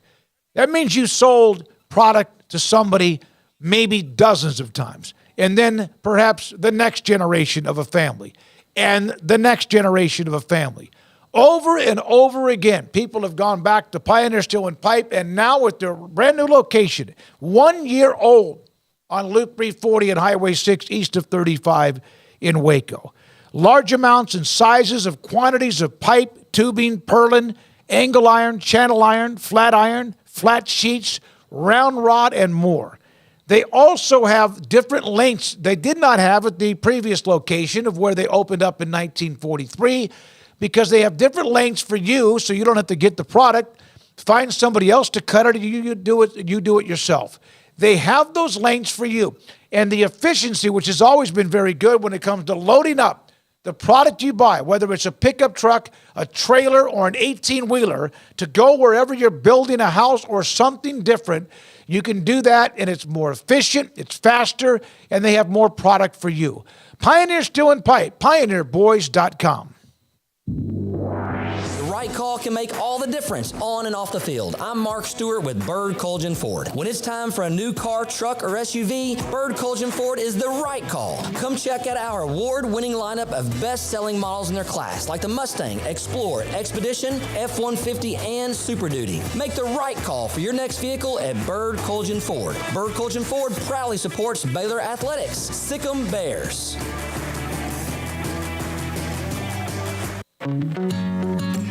Established in 2007 and independently owned, Alliance Bank Central Texas is committed to helping families and businesses meet their financial goals. From their tellers to their board of directors, they know the importance of superior service and competitive products. Customers have confidence knowing that their financial needs are in good hands. It's your bank, Alliance Bank Central Texas, with 2 Waco locations, 4721 Bosque Boulevard and 191 Archway Drive on Highway 84, and at AllianceBankTexas.com. Member FDIC and Equal Housing Lender.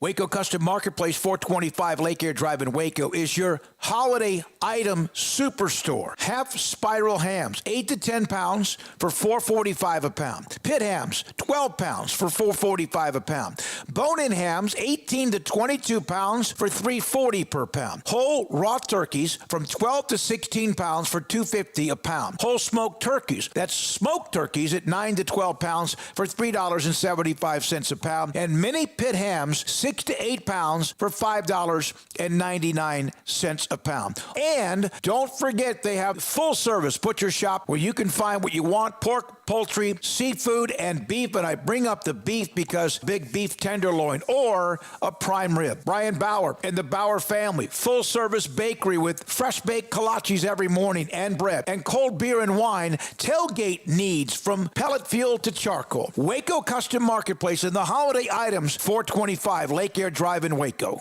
When we moved to Texas, we were like fish out of water. We didn't know anyone in our neighborhood until our Texas Farm Bureau insurance agent came to the house. She was so helpful and reassuring, a friendly face with that Texan hospitality I'd heard about. When we purchased a Texas Farm Bureau insurance policy, we knew we were making the right choice. We knew our family would be protected. Stop by and see our agents at one of our 3 McLennan County locations. Coverage and discounts are subject to qualifications and policy terms and may vary by situation. Developed by Startup Waco, a nonprofit organization, GXG is a program designed to support the entrepreneurial development of Baylor University student athletes through NIL activations. GXG works with partners and donors to offer a suite of options to student athletes, including connections with local businesses and nonprofits, entrepreneurial development, and other avenues to broaden the NIL profile of student athletes. The program helps student athletes maximize their platforms and offers a comprehensive support system for them to create and grow new businesses that not only benefit themselves, but also uplift the local economy.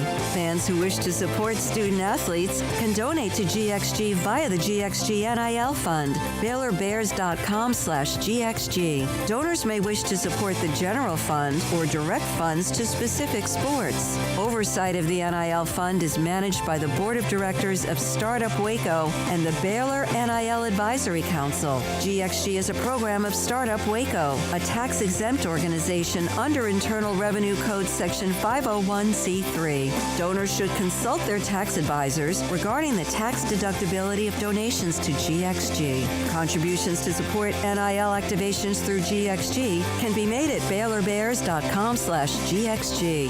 For more information, follow @GXG_GreenXGold on social media and visit the official website www.gxg.startupwaco.com.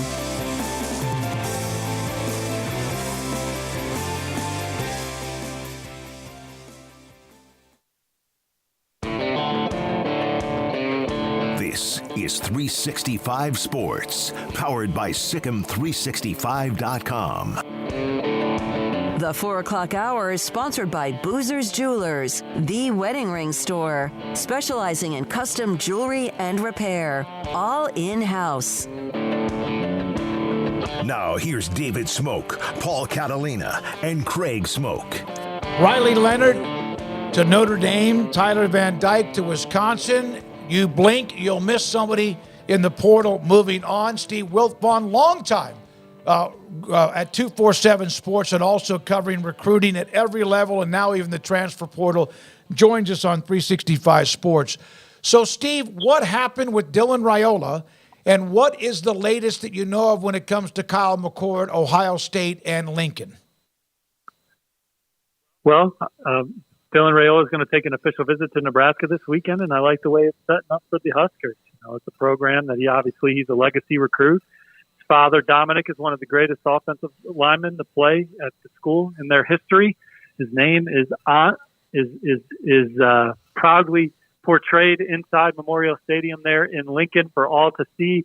His uncle Donovan is the offensive line coach at Nebraska. And his experience with Matt Rule and Coach Satterfield and company, he's been impressed by them as he's gone through his process. He's talked about how Matt Rule has built up Temple and how Matt Rule has built up Baylor. And the family believes that Dylan Raiola and his family have more resources at Nebraska to even be more successful in Lincoln. So going into his official visit this weekend, I just like the way that one is setting up for the Huskers. And then Kyle McCord, they had him on campus yesterday as well. And all the returns or all the buzz, all the sources are saying that Nebraska's in good position for Kyle McCord as well. How much does this affect Georgia in that, I mean, they're going to get who they want, 99% of the time. So it's just a blip on their radar and then they move on? Well, they obviously have one of the best quarterbacks in college football right now, and he's going to make a decision on if he's going to return or go pro. And after, behind sorry guys, my phone's blowing up here, but behind Carson Beck, you got Gunnar Stockton, who was a blue chip recruit. And then they have top 247 passer Ryan Puglisi already committed. So Georgia has a 2-quarterback class right now. Puglisi's been locked in for over a year to Georgia. He's not wavering. And, maybe Georgia will go after another high school player. Maybe they go, depending on what Carson Beck does, I would imagine they'll go into the portal and swing at someone that could, push Gunnar Stockton and company in year one as they open up the season, I believe, against Clemson next year. But look, Georgia, they're a program that's built to last for quite a while right now. And, even though Dylan Raiola is a talented quarterback, if he ends up opting to play his college football at Nebraska, I think we can all agree that the Georgia Bulldogs are going to be just fine. Dylan Raiola wasn't expected to play as a true freshman in Athens anyway. Steve, of the remaining uncommitted players in the portal, of which there are many, which storyline to you is now the most intriguing? Whether it be quarterbacks, and there's a bevy of those guys, or perhaps a Walter Nolan. Where does your mind go when you think of maybe the juiciest or most entertaining storyline that could be developing in the portal? Yeah, well, certainly quarterbacks are always going to move the needle, but Walter Nolan, the number one player in the 24/7 Sports transfer portal rankings via A&M, and Princely Uman Milan from the Lone Star State in the portal by way of Florida, our number 7 ranked player in the portal. Those are guys that Ole Miss has a great chance to land. Princely was on campus with Ole Miss yesterday. Walter Nolan's expected to visit Oxford this weekend. He was just on a visit to Oregon, so the Ducks are in there. Several others, but if Ole Miss coming off the season they're having, able to land guys like Walter Nolan and Princely Uman, that would be massive for the Rebels as they try and reload. Steve, I noticed that right before this interview started, you put a prediction in for Matthew Golden to Texas, correct? Yep, like where the Longhorns stand there. Texas was swinging at Deion Burks from Purdue, who chose Oklahoma earlier today. And Deion Burks was a guy that had the option of going pro. I think he was getting a 3rd or 4th round grade based on what agents were telling him, but he's going to go play at Oklahoma. I like the way it stands for Texas, as do my colleagues Matt Zenas and Chris Hummer. We think Texas is in the best spot for Golden right now. The way that they are locked in, they can pick and choose about 3 to 5 guys a year who they want, including looking at the UTSA linebacker who's in the portal too. Which program is that? Texas. Yeah, I mean, certainly Texas is one of those programs that they're going to build their program up a foundation standpoint from high school ranks, sign big classes, develop those guys from 18 to 22 years old.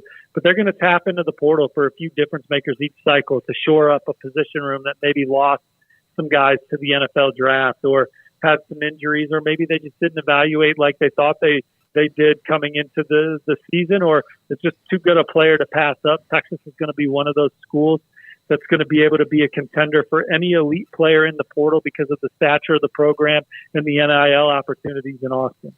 What can you tell us about Daquan Finn of Toledo, who's going to take a visit to Baylor later this week?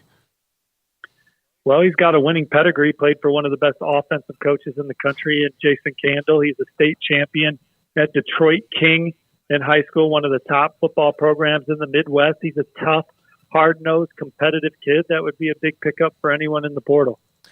Steve, how many quarterbacks is Miami going to sign? All of them? It seems like they're kind of in the mix for a lot of different guys. Does it appear like they could be going for a Cam Ward for 1 year and then also bringing a younger guy? Kind of where do you see Miami positioned as far as the quarterback position goes?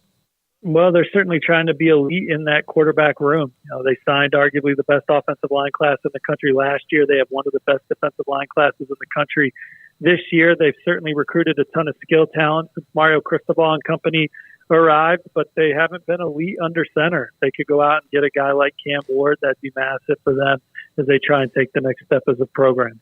Steve, when this transfer portal has started, how much now is your business even more fun, or is it more difficult because of the constant change?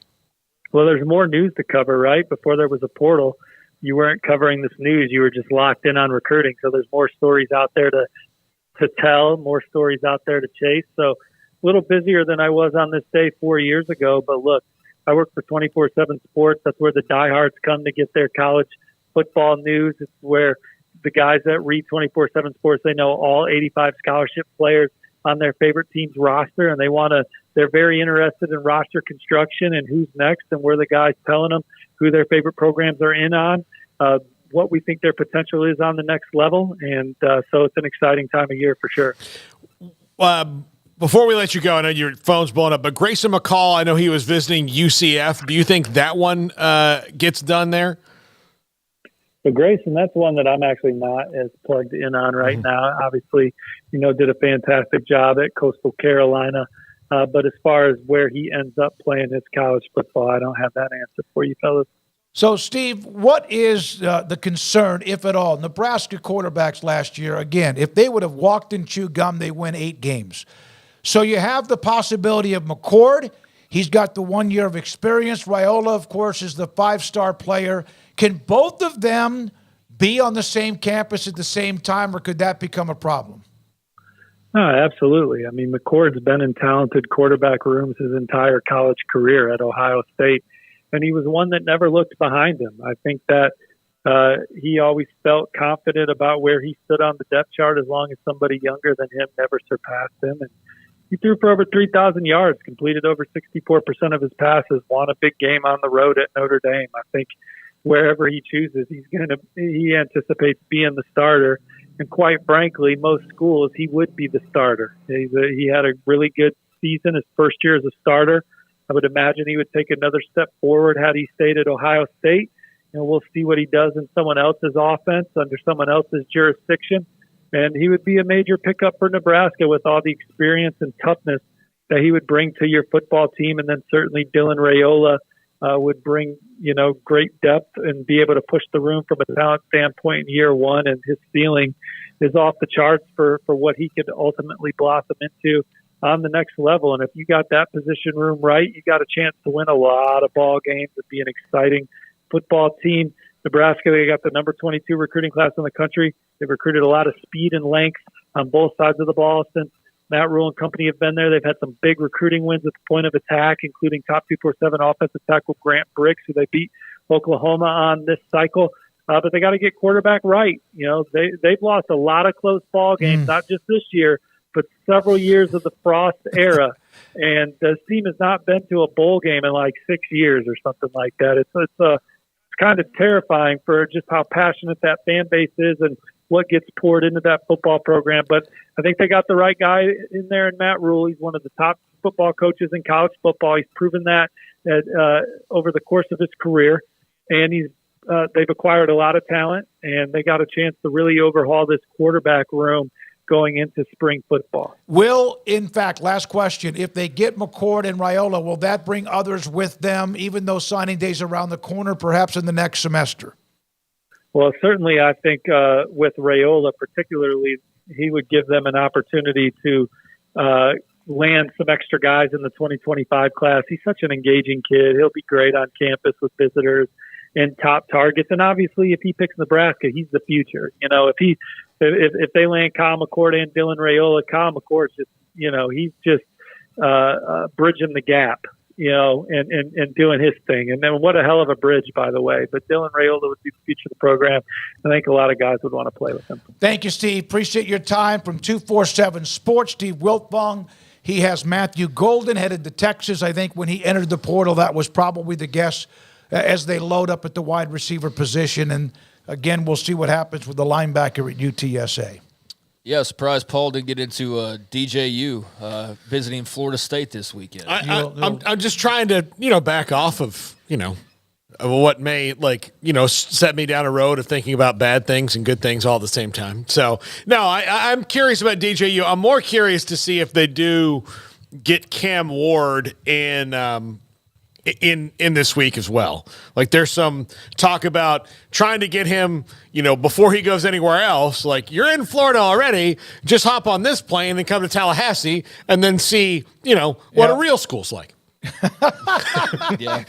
Well, Matt Rule, I know that Steve had a lot of insight when Matt Rule was here. He's got a good relationship with Rule and at least the staff back then. I'd imagine that he still does as well. And hard not to hear, some of the optimism just when you put all of that together with the potential that's out there for them.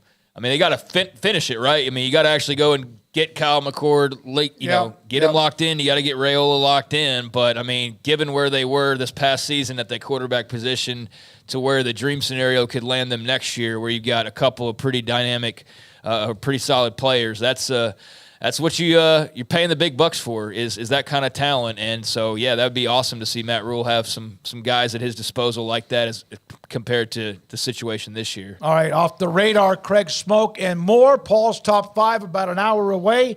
John McClain at 5:30 or so, and this is 365 Sports. Richard Carr, Buick GMC Cadillac, they are the people that you can count on for great customer service, for just great offers, and for great options when it comes to the automobile that you are looking to get into, whether that be a new vehicle or a pre-owned vehicle. And they've got their award-winning service department standing by as well. So trust me when I say they've got a lot of options going on now over at Richard Carr. They are a family dealership, which means that this is a very special time of year over at Richard Carr Motors, Christmas time. Time with family and friends is precious, and they know that getting to your family safely is a priority this season. So whether you need a new SUV or you are traveling with your family and you just want to get your car serviced or truck serviced, they are here to give you the best deals and the best service during the holidays and all year long. And right now, that includes the Buick lineup of SUVs, the perfect combination of first-class luxury value like no other, ranked #1 overall brand for new vehicle quality by J.D. Powers. Buick offers amazing value. Right now, you can save thousands, and qualified buyers get 1.9% financing on Buick's top-rated SUVs. Plus, military and first responders can also save an additional $500, and maybe you're not in the market for a new vehicle. They've also got the pre-owned vehicles all over the lot. They trade for the best, so they have a lot full of quality pre-owned cars and trucks, over 90 used cars and trucks to choose from, all inspected with 172-point inspection and the Richard Carr seal of approval. Their financing goal is 100% credit approval. They say yes when others say no. So whether you're looking to buy new or looking to buy pre-owned, they've got great deals for you, and rest assured you can drive with peace of mind this holiday season. Check out the dealership that's been in business for 24 years here in Central Texas. Log on to richardcarr.com today. Call now or go see them now off Highway 6 at the Imperial exit. Developed by Startup Waco, a nonprofit organization, GXG is a program designed to support the entrepreneurial development of Baylor University student-athletes through NIL activations. GXG works with partners and donors to offer a suite of options to student-athletes, including connections with local businesses and nonprofits, entrepreneurial development, and other avenues to broaden the NIL profile of student-athletes. The program helps student-athletes maximize their platforms and offers a comprehensive support system for them to create and grow new businesses that not only benefit themselves, but also uplift the local economy. Fans who wish to support student athletes can donate to GXG via the GXG NIL Fund, BaylorBears.com/GXG. Donors may wish to support the general fund or direct funds to specific sports. Oversight of the NIL Fund is managed by the Board of Directors of Startup Waco and the Baylor NIL Advisory Council. GXG is a program of Startup Waco, a tax-exempt organization under Internal Revenue Code Section 501c3. Donors should consult their tax advisors regarding the tax deductibility of donations to GXG. Contributions to support NIL activations through GXG can be made at BaylorBears.com/GXG. For more information, follow @GXG_GreenXGold on social media and visit the official website www.gxg.startupwaco.com.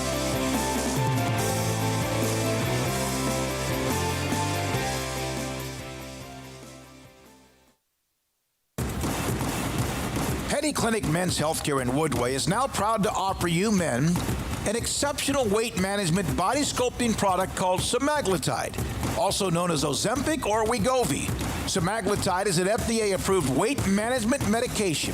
Once-a-week injections of this powerful medication offers an average body fat weight loss of 20% within the first year of treatment. In addition to body sculpting, semaglutide also normalizes blood sugars and has the clinical research proof of reducing blood pressure, cholesterol, stroke, and heart attack risk. If you're like most men and you have stubborn fat that will just not respond to typical diets and exercise, then help is finally here. Semaglutide, affordable, highly effective. Google search Petty Clinic Waco and reach out to the Petty Clinic team today for a free consultation with Dr. Petty to see if semaglutide is right for you. Go to pettycliniclowt.com. At Ideal MRI, we feel blessed to be part of the Waco community. We're a small family business here in Central Texas. At times like this, the cost of healthcare has never been more important. And unfortunately, significant illnesses and injuries still occur. And that's why Ideal MRI is open and here to serve you through this difficult time. So if you need an MRI, ask your doctor about Ideal MRI. You can schedule online in minutes at idealmri.com or call 833-IDEAL-MRI.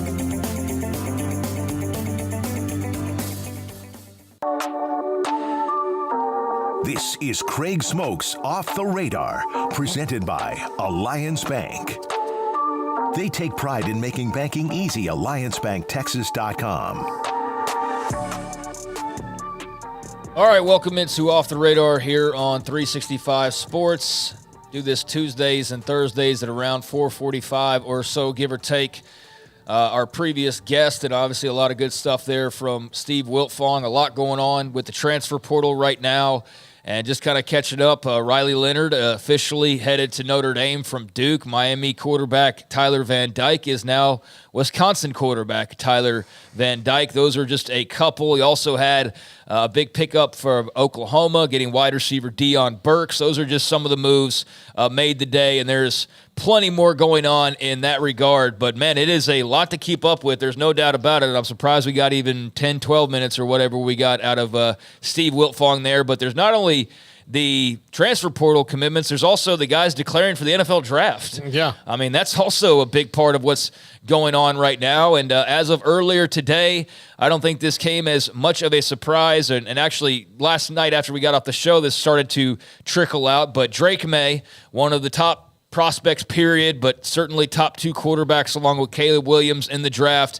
He announced that he would, in fact, be heading to the pros and will not play in the Duke's Mayo Bowl against West Virginia. So Mountaineers fans out there, I know we got some. You will not be facing off with Drake May, but we knew that as of yesterday. What we did not know, but what I guess became official today, was that one of his teammates will be joining him in the NFL draft. One Tez Walker has declared for the NFL draft. So Drake May is going to skip the bowl game, and Tez Walker also going to be joining him as far as the opting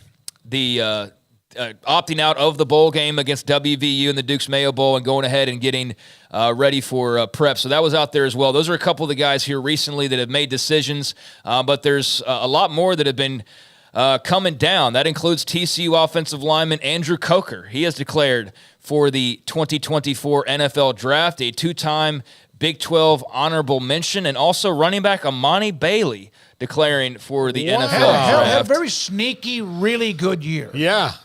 Still kind of surprises me. I mean, running backs, though, I mean, like, it's kind of a weird thing because you have no idea what's going to happen with you. You're going to get drafted in the middle rounds no matter what. Your clock ticks a little faster than everybody else's does now, whether that's real or imagined, right? And so, yeah, it is a weird, like, if you're running back, like, man, if you got the opportunity to go, you almost have to right now. And so Imani Bailey probably, and he had, like you said, Smokey, a really stinky good year. And so hopefully he got back a good report from the NFL on where he'd be drafted. So he's not sitting there going, well, you're a running back, so if you were a defensive end, we'd have drafted you in the 3rd round. But since you're a running back, we're going to draft you in the 6th. But yeah. Yeah, it was surprising to see that come across the screen earlier today. But the junior from up there in the DFW area from Denton, he is declaring for the NFL Draft, had 223 carries, 1,209 yards, and 8 touchdowns on the ground this past season. Also had 25 catches, close to 200 yards, and a touchdown as well. But I saw that one, and that I actually was like, whoa, a little bit of a double take. Was not expecting him to go. So you had Drake May officially joining Tez Walker there from North Carolina. You've got Amani Bailey and Andrew Coker from TCU. Also, I mentioned this at the top of the show, but it is official. As Kansas State tight end Ben Sinnott will be declaring for the NFL Draft as well. He put that out on social media earlier today, said he's ready to take the next step and fulfill a lifelong dream. So a guy who started off as a walk-on, but then had a really big year last year and became one of the better tight ends in the country and certainly in the Big 12. He is now finishing up his Kansas State career as well. And it's a whirlwind of activity. You had Oregon's Jackson Powers Johnson, the Remington Trophy winner, being the nation's top center. He is also declared for the NFL Draft. He put that out on Twitter yesterday later on in the show. And you also had Bucky Irving, junior running back from Oregon, his team. A lot of teammates here over the last couple of days, but he also declared for the NFL Draft. So a pair from TCU, a pair from Oregon, a pair from North Carolina, all names that most people know if you've been watching a lot of college football here over the last year, 2 plus. But also the solo decision there with Ben Sinnott heading to the NFL Draft. So just a bevy of guys to add into the fray. Also, BYU running back Aiden Robbins, who that one might not ring as much of a bell, did not have as nearly as big of an impact, but he's also bounced around a lot in the transfer portal. He has declared officially for the NFL Draft, and if anything, intriguing at 6'3", 240. Yeah. So I'm sure somebody will like that size there, but not sure how his profile fills out entirely. And also, Texas A&M getting hit with the early declaration of linebacker Edrin Cooper. He is officially declared for the NFL Draft. First team All-American, according to the Associated Press, will not play in the Texas Bowl, but a Louisiana native, and according to ESPN, their number 1 off-ball linebacker per Mel Kiper's rankings. So, yeah, Edrin Cooper will not be suiting up for Mike Elko in that Aggies defense next year. So I think that about covers most of the decisions, but there's going to be many, many more coming down the pipeline, and that's something that kind of gets lost a little bit, even though we touched on it earlier with our bowl, kind of off and on bowl discussion and the importance or lack thereof with a lot of these bowl games. I do feel like with the transfer portal that the pro declarations kind of get lost in the shuffle a little bit. Yeah, absolutely. All right, so elsewhere, did you watch Monday Night Football last night? I saw some of it, yes. As a doubleheader action. Yeah, and look, as a supporter of the celebration of Italian-American culture that comes with Tommy Cutlets, yes. Yes.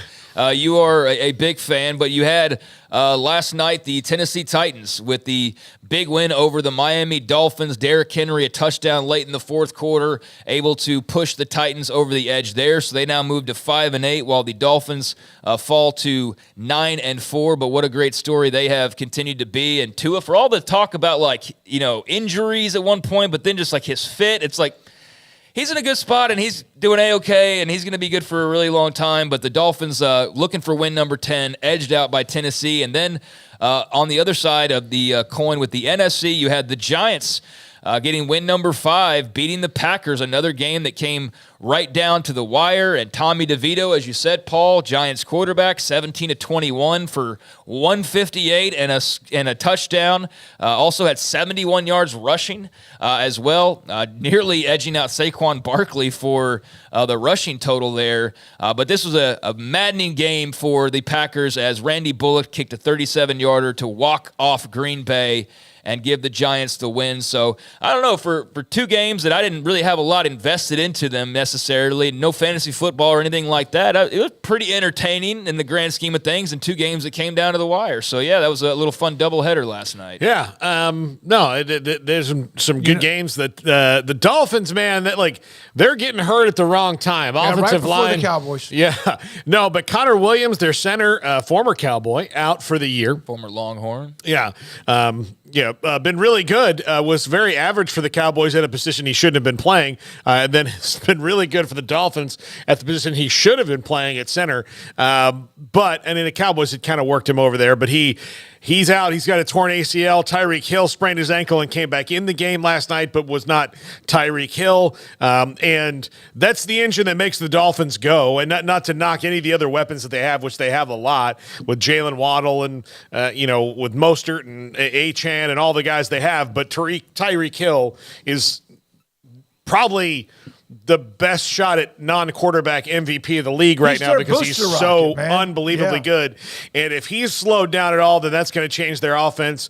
The Dolphins, they're hitting the injury bug at the very wrong time. Yep, so they fall last night, and we're getting back to that doubleheader action on Monday Night Football, which I enjoyed having. If one game stinks, then you got another one to fall back to, but both games ended up coming down to the wire and ended up with pretty fun finishes. And I thought I checked every box when it came to some of those NFL declarations, but I did not, and it's actually from the team that I watch the most, so I need to circle back a little bit. But one of the reasons why the transfer portal report about the potential of young offensive linemen and multiple game starter and future starter, Kaden Green, why that was such a big deal, besides the fact that he's a really good player and he's a young guy and you were counting on him as you make this transition into the SEC, well, why that was made bigger of a deal is because there was also a pair of OU offensive linemen that declared for the NFL draft that I failed to mention. But Tyler Guyton and Andrew Rame went on social media and announced that they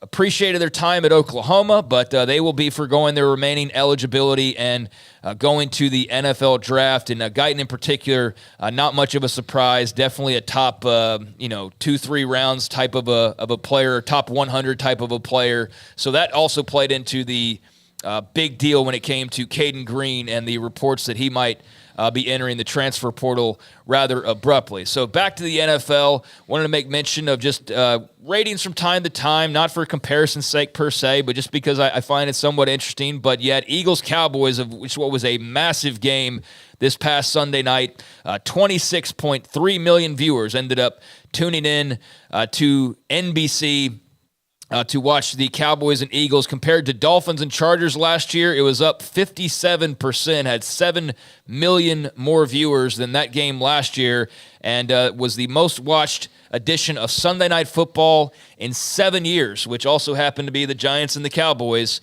They had a little over 26 million as well, or 26.7. So that game had slightly higher, but this was the most watched Sunday Night Football game since then. Eagles-Cowboys, and I know we'll talk about it some with John, and we'll get into it more with Mickey here in a couple of days, but we kind of touched on it yesterday. How you feeling about them Cowboys, Paul? I feel as good as I have in a while, but again, I will not be optimistic, and I will not see the glasses half full until I hear which I guess would be Kevin Burkhardt, say the Dallas Cowboys are going to the NFC Championship. You don't listen to Brad Sham? Or I'll hear Brad do it, but yeah, I mean, when I'm, No, you just...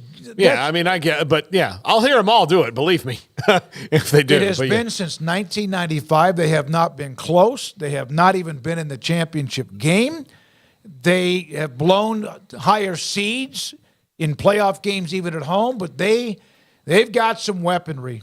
They really, really do. Their defense, the 3 strips of Philadelphia, A.J. Brown, Devontae Smith, and also Jalen Hurts were just a defense that feeds off turnovers And every one of those was absolutely just strength, ripping the ball out of pretty good football players' hands. Yep. Well, the Eagles have been doing that a lot lately, too. So I wonder. Definitely trying to temper expectations here. I understand. mean, like, I get it. I get it. I get it. I can, the Cowboys are the cocaine of NFL teams where, people like all of the media and the fans love to let's do a couple of lines of Cowboys and then, oh my God. But then at the end of it, it's just like, well, I regret that completely. And now I just sold my television. Yeah. There's some of that, some of those lines that's fentanyl in it, right? Yeah, exactly. They're just, it's not worth the buzz is not worth the cost right now. So yeah, there's no, They've got to start delivering on some of these things. You have lost a little bit of your luster on how you predict them, though. You've been off a little bit. Partly because lose another game. You know why is I just until this last week I didn't really believe they were that good. Well, because you have PTSD with Florida State because so they you're worried hadn't about that. No, because they hadn't their season was so weird in that they had this weird game with the Chargers and that was a win. They every good team has a weird loss and that was the Cardinals, but in the two good teams that they played, really good teams they played, were the Eagles and 49ers. The 49ers stroked them, and they lost to the Eagles in a close game that, if they were better at the time, they might have won that game on the road. So I I don't really know who they are. Then the Seahawks game was one of the better teams they beat in a game that went back and forth. But all their other games, they just blew people out. So they were running through these really crappy teams. But how does that tell me how good they are, right? It just tells me that they're better than these teams that have made poor personnel decisions. But when they go against a team with good GMs like the Eagles and 49ers, the two best GMs in the sport, they get their ass kicked, but now it's maybe starting to change. All right, so they're... Golly, what was that a lot? Well, I mean, it's building up. They haven't won a championship 20 in... some years of frustration. 25, we're past 25 now, actually. We're closing in on 30. We are. 30 years. I was 15 years old, about to be 16 when they won the Super Bowl in 96. Yeah, well, maybe that's all going to change this year. I mean, again, I think if you're the Texas fan who is a Longhorn fan, a Rangers fan, and a Cowboys fan, and those people certainly exist somewhere, this is one heck of a year where the Rangers have already won the World Series. You got Texas playing for a playoff and an opportunity at the national championship, and the Cowboys looking about as good as they have, but actually, having substance behind it for what seems like the first time in a really long time. So they got a massive rating this past Sunday. It wasn't record-breaking, but just to kind of put in perspective of just how big the NFL audience is, that was the 15th game this season to cross 25 million viewers. So that is a lot of 25 million viewed games, and Cowboys, Eagles, just the latest there. Also this past weekend, and I wanted to get your thoughts on this because we haven't talked about it, but 7.18 million tuned in for Army's win over Navy. How many? 7.18 million, Yeah, up 4% from last year. You sound disappointed, like you had something riding on that or something, but 7, that's a pretty healthy number for a game that not a lot of people have necessarily skin in the game for, but 2, 5, and 6 teams. Yeah, not two great teams at that, but that was one hell of a football game as those two typically put on. Yeah, I thought it would be a little bit more just because of the emotions of that game. It was incredible. I thought Navy was dead and buried about 10 minutes left in the game. Man, what an unbelievable game. The emotions of that game, the tradition of that game. There are some that don't like watching it. They don't like the style of play.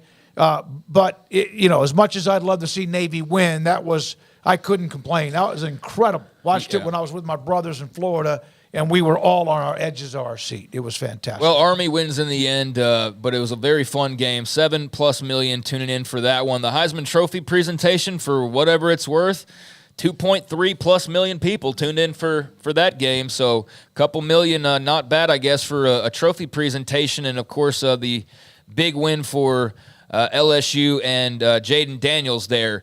All right, a couple more notes that we'll get to before wrapping it up here. And this one I just saw, this was kind of out of nowhere, but does the name Jabari Thornton ring a bell? Yes, from Midway to La Vega. Yes, not Junior Thornton, not Jabulani. His brother. But his brother, Jabari, at La Vega. Well, he just tweeted out he just got his second D1 offer from Oregon. Wow. So Oregon snooping around these parts just down the road there in Belle Meade and the La Vega Pirates. So wanted to pass that along. And they also apparently offered young University High wide receiver London Smith. So unbelievable player. The Ducks are in the area right around us. Let me tell you something. This You know is who when that they fly is? south for the You know winter. who that Yeah, is? London they're here. Smith. Isn't it Rodney's kid? Rodney's kid, Yeah. who was a fantastic athlete, played at Baylor, and he's now the assistant athletic director at Waco ISD. His son is a multi-level talent on offense and defense for University High. Yeah, I think when I first started, London was maybe not here. Well, dude, he's class of 26, so he's still got a couple years left. Yeah, when my first gig was doing university football, and Rodney Smith was on the staff with Leroy Coleman, and I don't know if London wouldn't have been. He would have been.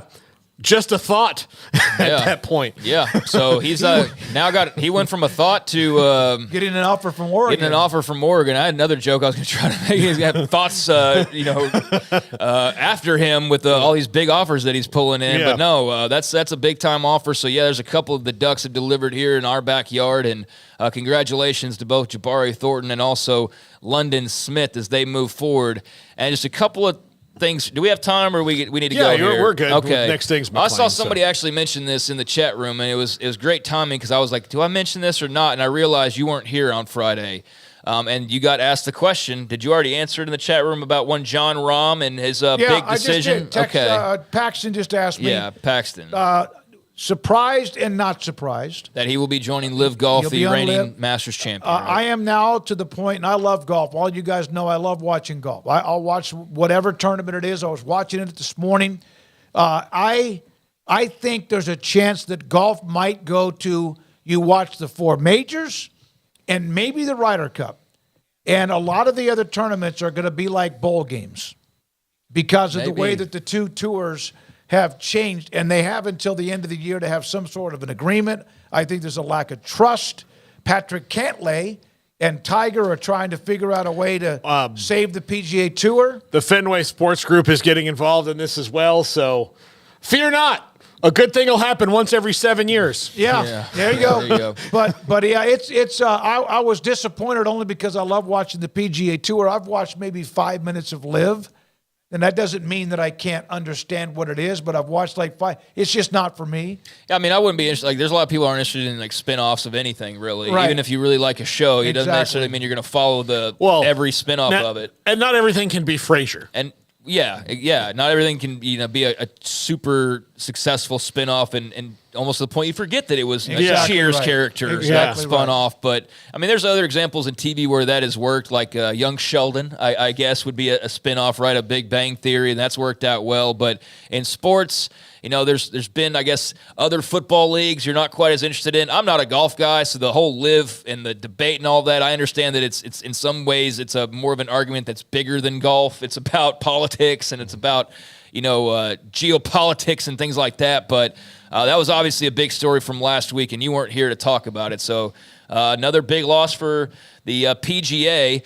But also one final story here, and I don't think this was brought up, but Naquan Tomlin, after the dust-up there at Kansas State, had to get dismissed from the program last week after a big to-do amongst the K-State fan base on Twitter. A lot of our K-State reporter buddies were all in it as far as like what's the school doing and the decisions being made and why can't he play and this and that. Well, he was dismissed officially last week after getting arrested back in October, where he was charged with disorderly conduct, brawling or fighting at a bar in Manhattan.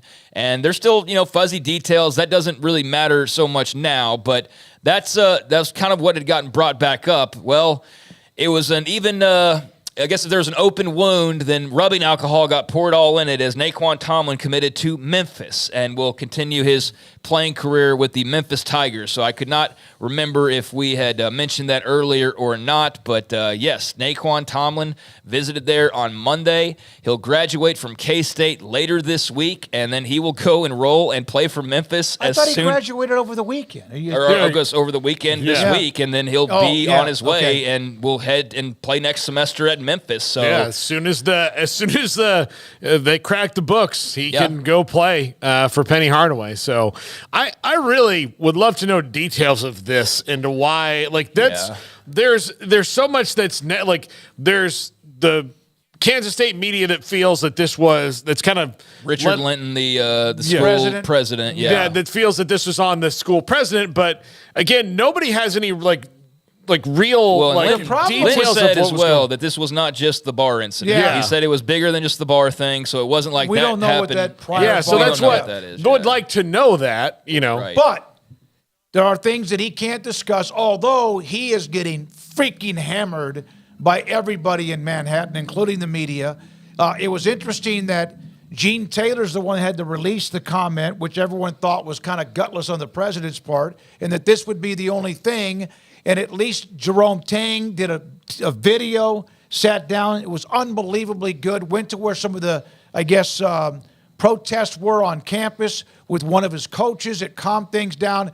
And then 2 days later, Linton comes out with a comment that just kind of threw gasoline back in the fire. So he it was supposed to be the last thing said and kind of ended it. And then, he ended up saying something after. And it was like, I thought y'all said this was the last thing. And everything had kind of smoothed over, it seemed, for at least a second. And it got all out of whack again. But it is hard to explain to a fan base of, well, why can't he play here? But he can go play somewhere else, in a matter of a couple of weeks, basically. Yep. And that's what I think is the hard part for K-State fans to understand or to come to grips with. But, Naquan Tomlin, after getting dismissed last week, will be joining Memphis and will play for them in this next semester. So there are quite a few things off the radar. All right, so when we come back, John McClain, Hall of Fame columnist, will join us around the corner. But I want to get back into that discussion about Florida State. And not just from Paul, but others on the site that are arguing that FSU should just take their toys and go home because of what happened with the College Football Playoff Committee. I honestly don't see anything positive out of doing that, but we will discuss it even from Paul's perspective and your perspective in the chat room. And this is 365 Sports. Marco's Pizza. Pizza lovers get it. Pizza lovers get it. And you get 5 locations in Waco where you can order what you want when it comes to the food at Marco's Pizza. Belle Meade, China Spring, Hewitt, Robinson, and also in Woodway. Bob Mock, the owner, has been involved in the pizza business from the time he was a delivery driver to the time he started learning how to maybe make the pizza, run a store, and now he has 5 franchises in Waco. Great guy, too.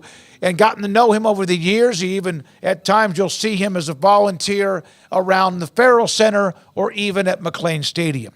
Bob Mock, the owner, has built the 5 stores in Waco for you to contact. And you might be watching us from somewhere else. A lot of you are around the country.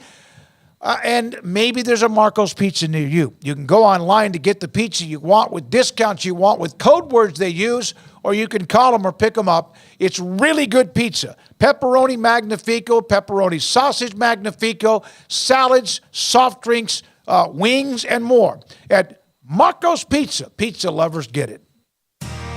How did Edward Jones become one of the biggest financial service companies in the world?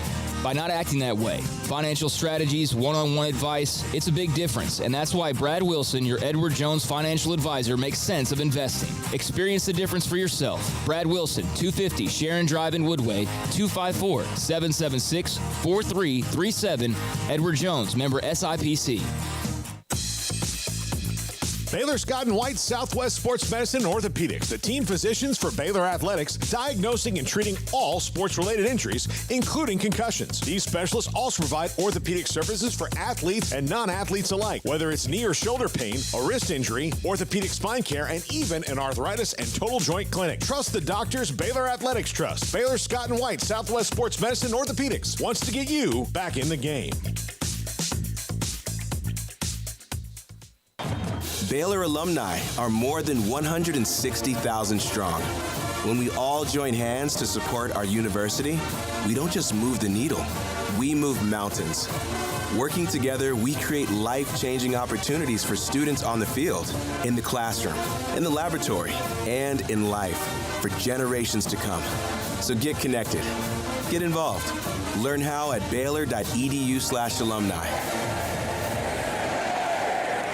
Samantha Duvall, TexasBeefHouse.com in White House, Texas, just outside of Tyler in East Texas. And another auction, Samantha, is gone. Aged Wagyu beef and so much more you have on your ranch. How did it go? And what is next? So we had our Very Merry Beef auction. We tried doing one completely online this time, and it went really well. It lasted for over 3 days. We are planning another auction January 30th. This auction will be an in-person, online also, a live auction like we did the first time. You come out to the ranch, dinner is going to be provided. It'll be a variety of steaks, hamburger, sausage, tri-tip, brisket, roast, all of the different Wagyu cuts. But we still have online our family bundles, summer sausage. That's a huge hit this time of year. It's perfect to give to teachers or hostess guests or to have out on your charcuterie board for your Christmas dinner. We have those available online. Our last day for shipping is December 13th. That way we can make sure that you've got it there by Christmas. TexasBeefHouse.com. Use your SICM10 code to get 10% off. So we just want to tell all of our customers Merry Christmas, Happy New Year, and thank you so much for your continued support in the year of 2023, and we hope that you return to us in 2024. And they will. Repeat customers because the product is amazing.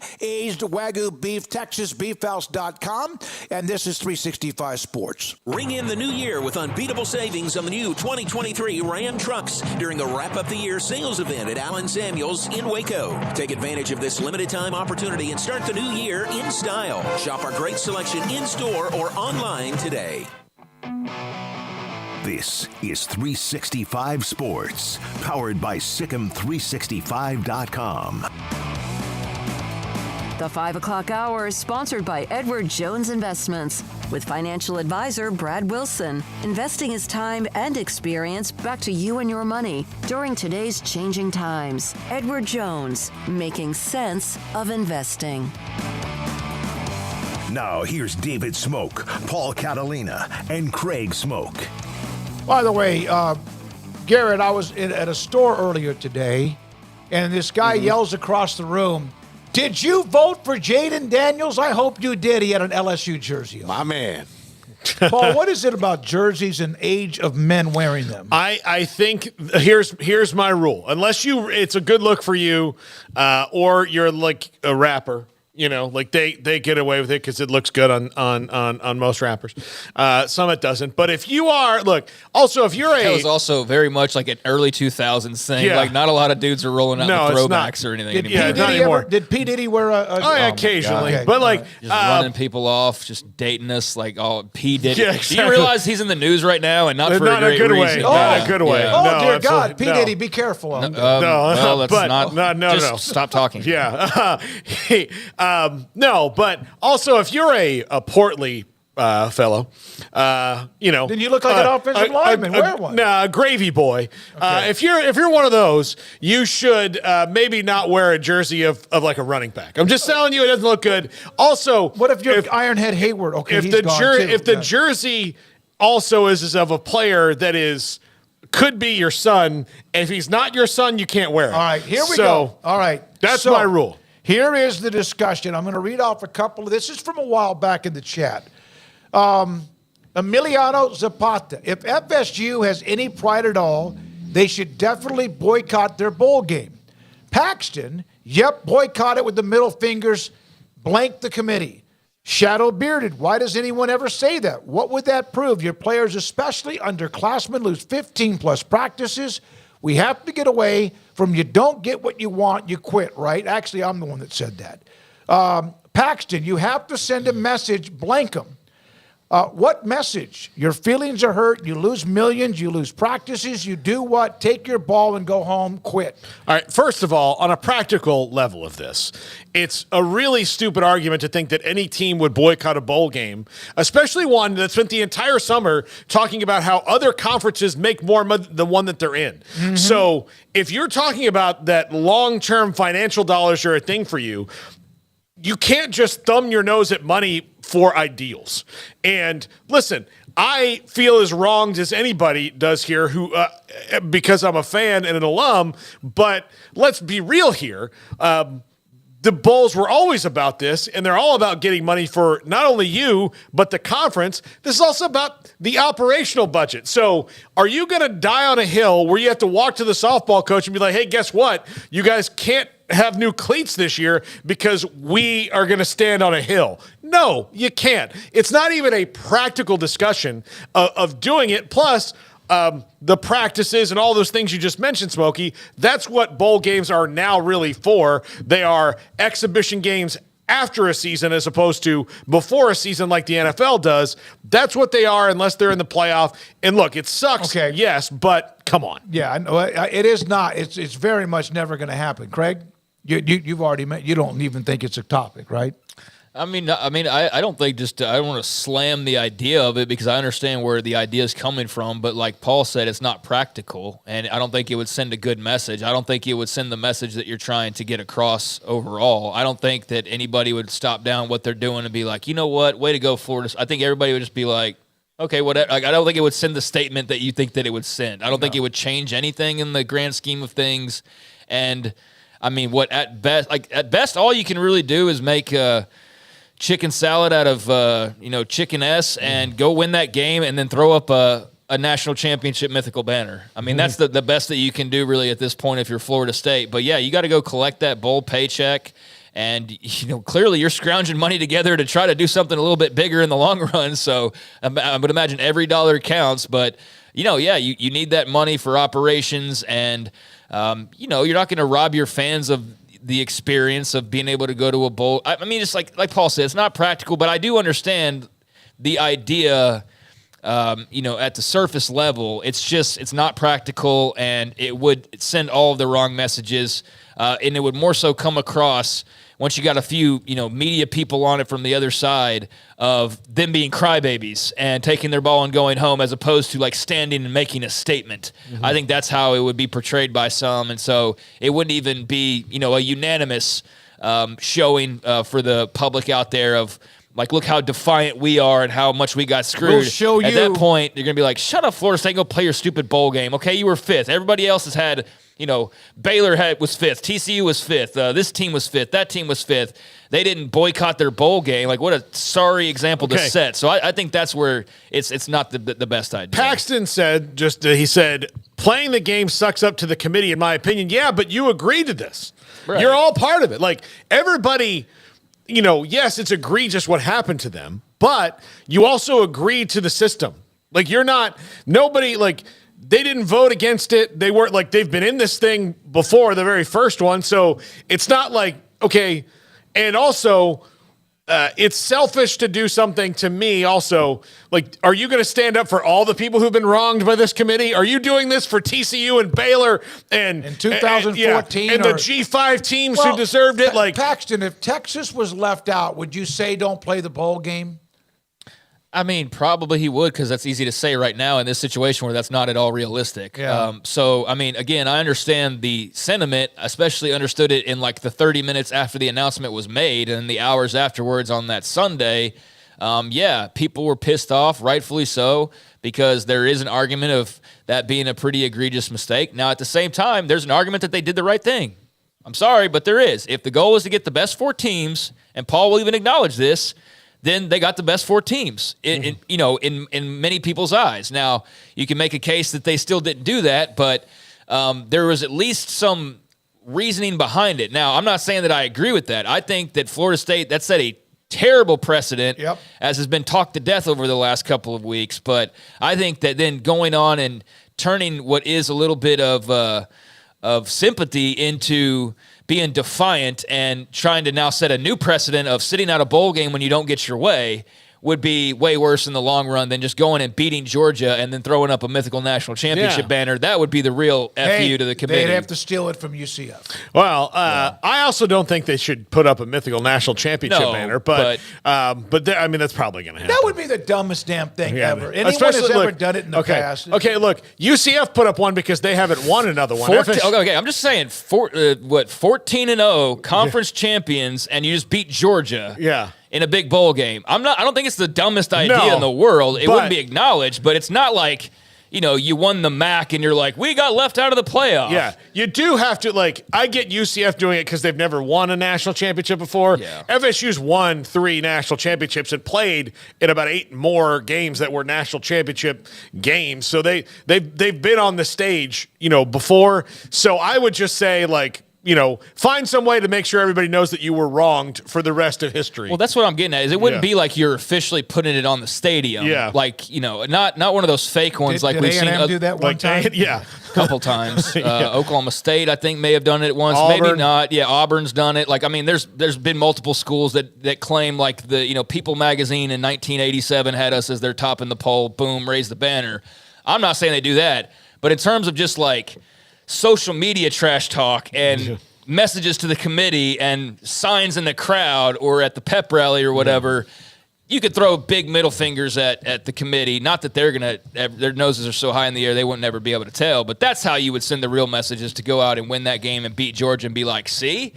But still, even that's going to feel empty because you still don't get what you want in the end, which was that opportunity. So, yeah, I think it's valuable time for younger players as well, and it would be a missed opportunity to not go out there and try to play your best against Georgia. But I definitely understand where some people's minds go thinking like that would be the right move. I don't agree with that. By the way, back to the Kansas State story with Tomlin, which has been a very big controversy in Manhattan. I've read a lot of different people who cover him. I asked Cornelio on the chat about, has this been one of the more emotional weeks you've ever seen in Manhattan? We'll get through the Calvin Klein leaving just fine, maybe prosper from it, who knows, but our school president is making a mockery of our entire institution based on the decision and how that went in the communications and all of that when it comes to PR with the Tomlin decision. Yeah, I don't know if it's a little bit too much of an overreaction or not. Again, not everybody knows all of the details, and I'm certainly not in the circle of people that know what all happened and why they had to boot him, and why he's then able to play weeks later at another school that could maybe play them in the tournament down the line here in March. I mean, if it sets up that way or not. But, I do know there was a lot of just really upset people, and there's a concern that this is the type of thing, and this is where I think it might be a bit of an overreaction, but you never know because you never know how it is behind the scenes, but that this is the type of thing that could push Jerome Tang away quicker than it might otherwise. I don't know. I think he sent a pretty powerful message by going and greeting the students outside that were protesting, if you will, and getting them to, leave basically and let them know that wasn't what they, were wanting from their fans, although they appreciated the support. Like that's, go home, go study, go party, go do whatever, but don't sit out here and protest. So he tried to calm the waters, but then you had the president then come and speak up right after that and just get him churned up again. Yep. So, I don't know if that could ever have an effect on Jerome Tang or not, but that is certainly the concern of certain K-State fans is this president and his dealings or his decision-making could be something that, pushes away some pretty great people. Hey, Garrett, did you get the quote I sent to you from Larry Fedora? If you don't mind, would you mind? This is on the new offensive line coach that Baylor hired.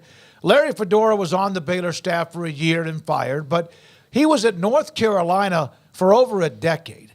On Chris Kapilovich, the new offensive line coach. This was an excellent hire by Dave Aranda. I was fortunate that Cap was my offensive line coach the entire 11 years that I was a head coach. Cap is known for getting the most out of his players, able to be tough, demanding because his players understand that he loves them and wants the best for them. He's an excellent recruiter that Texas high school coaches will love. I can't imagine a better hire for Baylor. One other note about this, he was making over $1 million at Michigan State. We know the running backs coach at SMU got some good money.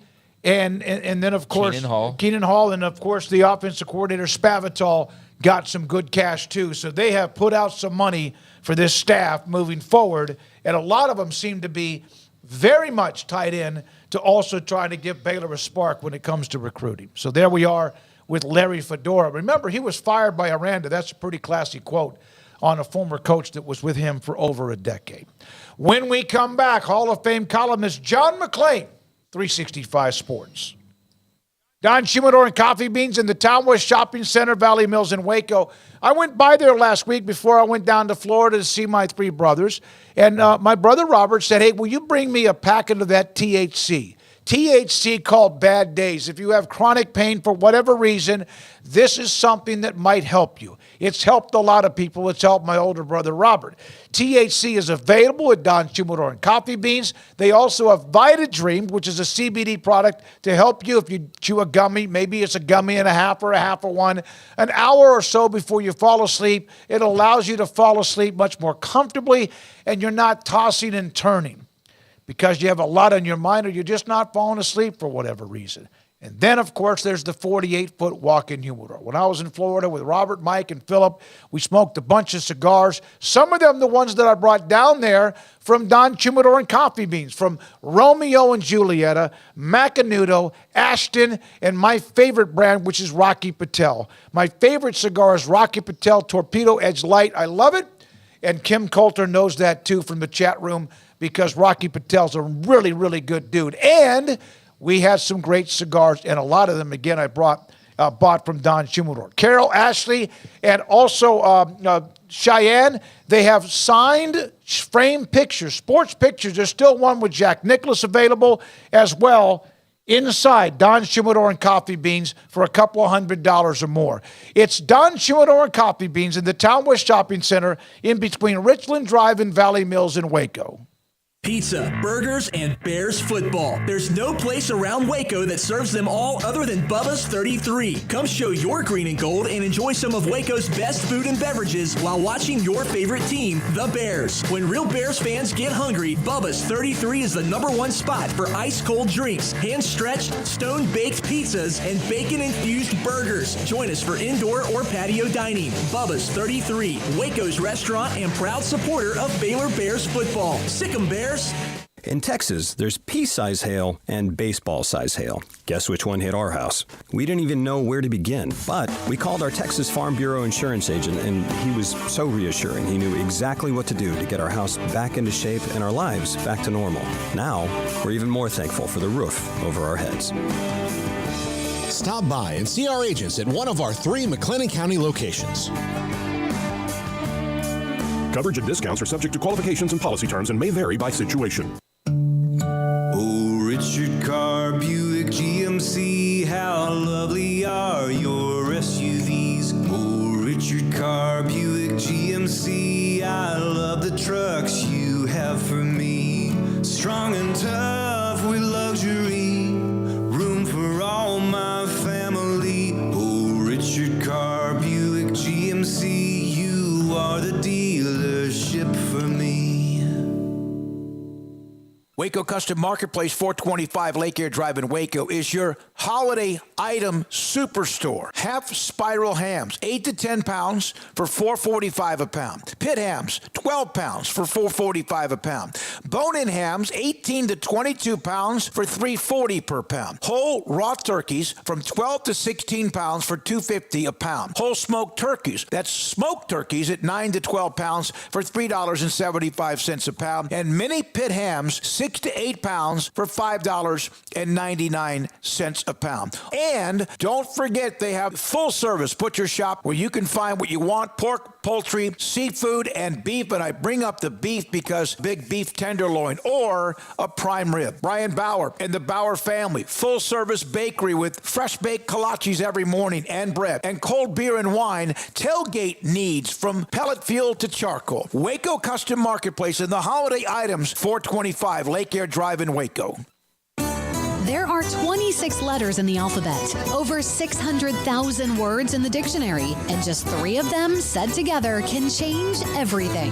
Let's order pizza. Those 3 words lead to dough made from scratch and 3 fresh signature cheeses that blanket golden crust in a heavenly melt on Marco's Pizza that'll blow your mind. So visit marcos.com to order and stop by Marco's Pizza in Belmead, China Spring, Woodway, and in Robinson. Marco's. Pizza lovers get it.